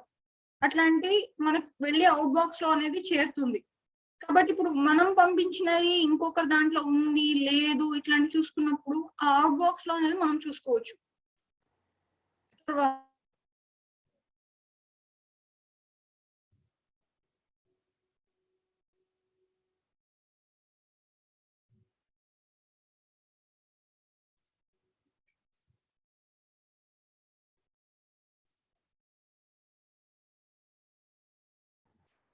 ఎప్పుడు డిస్కనెక్ట్ అయింది సార్? మధ్యలో డిస్కనెక్ట్ అయిందండి సార్. లాస్ట్ మీరు ఏం విన్నారు? అవుట్ బాక్స్ గురించి చెప్దాం అనుకున్నాను. అంతే సార్. సో ఫైనల్లీ ఏదైనా ఒకటి మన ఈమెయిల్ నుంచి బయటికి వెళ్ళలేదు అంటే అది అవుట్ బాక్స్ లో ఉంటుంది. కాబట్టి ట్రాన్సాక్షన్ జరిగింది, కంప్లీట్ అయ్యింది లేదు అనేది సెంట్ అంటే సెంట్, కాకపోతే సెంట్ అనే మెసేజ్ మనకు రాలేదు అంటే మ్యాండేటరీ మనం అవుట్ బాక్స్ లో చూసుకున్న తర్వాతనే కంప్లైంట్ ఫైల్ చేయడం అనేది మ్యాండేట్. అదొకటి మనం చూసుకోవాలి.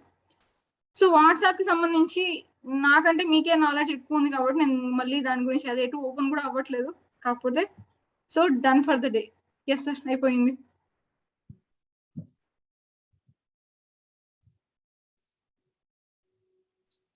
థ్యాంక్ యూ మేడం గారు. మీకున్న రిచ్ ఎక్స్పీరియన్స్, అంటే మీరు ఐటీ ఫీల్డ్ నుంచి నేచురల్ గా వచ్చారు కాబట్టి ఆ టెక్నికల్ టెర్మినాలజీ అది బెటర్ గా అండర్స్టాండ్ చేస్తున్నారు. అలాగే అడ్వకేట్ కమ్యూనిటీలో కొంత ఇది ఉంది, ఐటీలో బ్యాక్ తక్కువ మందిగా ఐటీ ఫీల్డ్ తో రిలేట్ అయ్యి ఉంటారు కాబట్టి కోర్టులో నేనైతే పర్సనల్ గా చూసాను, చాలా సార్లు సిడీస్ వేసిన, కాన్వర్సేషన్స్ వేసిన, every time every advocate is embarrassing by 65B certificate గురించి అడగగానే, దాని రెలవెన్సీ గురించి క్వశ్చన్స్ చేయగానే, అది కొంచెం ఈ ఐటీ రిలేటెడ్ లేకపోవడం వల్ల ఎంబరాస్ అవుతుంటారు. సో అలాంటి ఇబ్బంది రాకుండా ఇప్పుడు జడ్జెస్ అయినా ఇబ్బంది పడకూడదు, అడ్వకేట్స్ అయినా, దాంట్లో క్లారిటీ ఆఫ్ పిక్చర్ ఉండాలి. ఎందుకంటే ఇది ఐటీ రిలేటెడ్ టాపిక్ కాబట్టి కొంచెం స్పెషలిస్ట్ మీరైతే మీలా హ్యాండిల్ చేస్తే బెస్ట్ అని ఉద్దేశంతో మీకు ఇవ్వడం జరిగింది. మీరు కూడా దాన్ని చాలా మా కోసం నిజంగా exclusively for hour JCC class కోసం మీరు ప్రిపేర్ చేసి చెప్పడం చాలా thank you madam. First of all we are very thankful to you on behalf of our Kakinada Bar Association. I request any members, I request any members want to interact, please raise your doubts. ఎందుకంటే ఇది most ambiguity ఉన్న topic. ఎందుకంటే supreme court last year number of various judgments మధ్య conflicting issues ఉండడంతో Arjun Panditrao madam cite చేసిన judgment తో conclude చేయడం జరిగింది as far as possible till today. But ఎన్నాళ్ళు ఇది సస్టైన్ అవుతుందో we have to see. Satyanarayana గారు హ్యాండ్ రైజ్ ఎప్పటి నుంచి అలా ఉన్నాయి?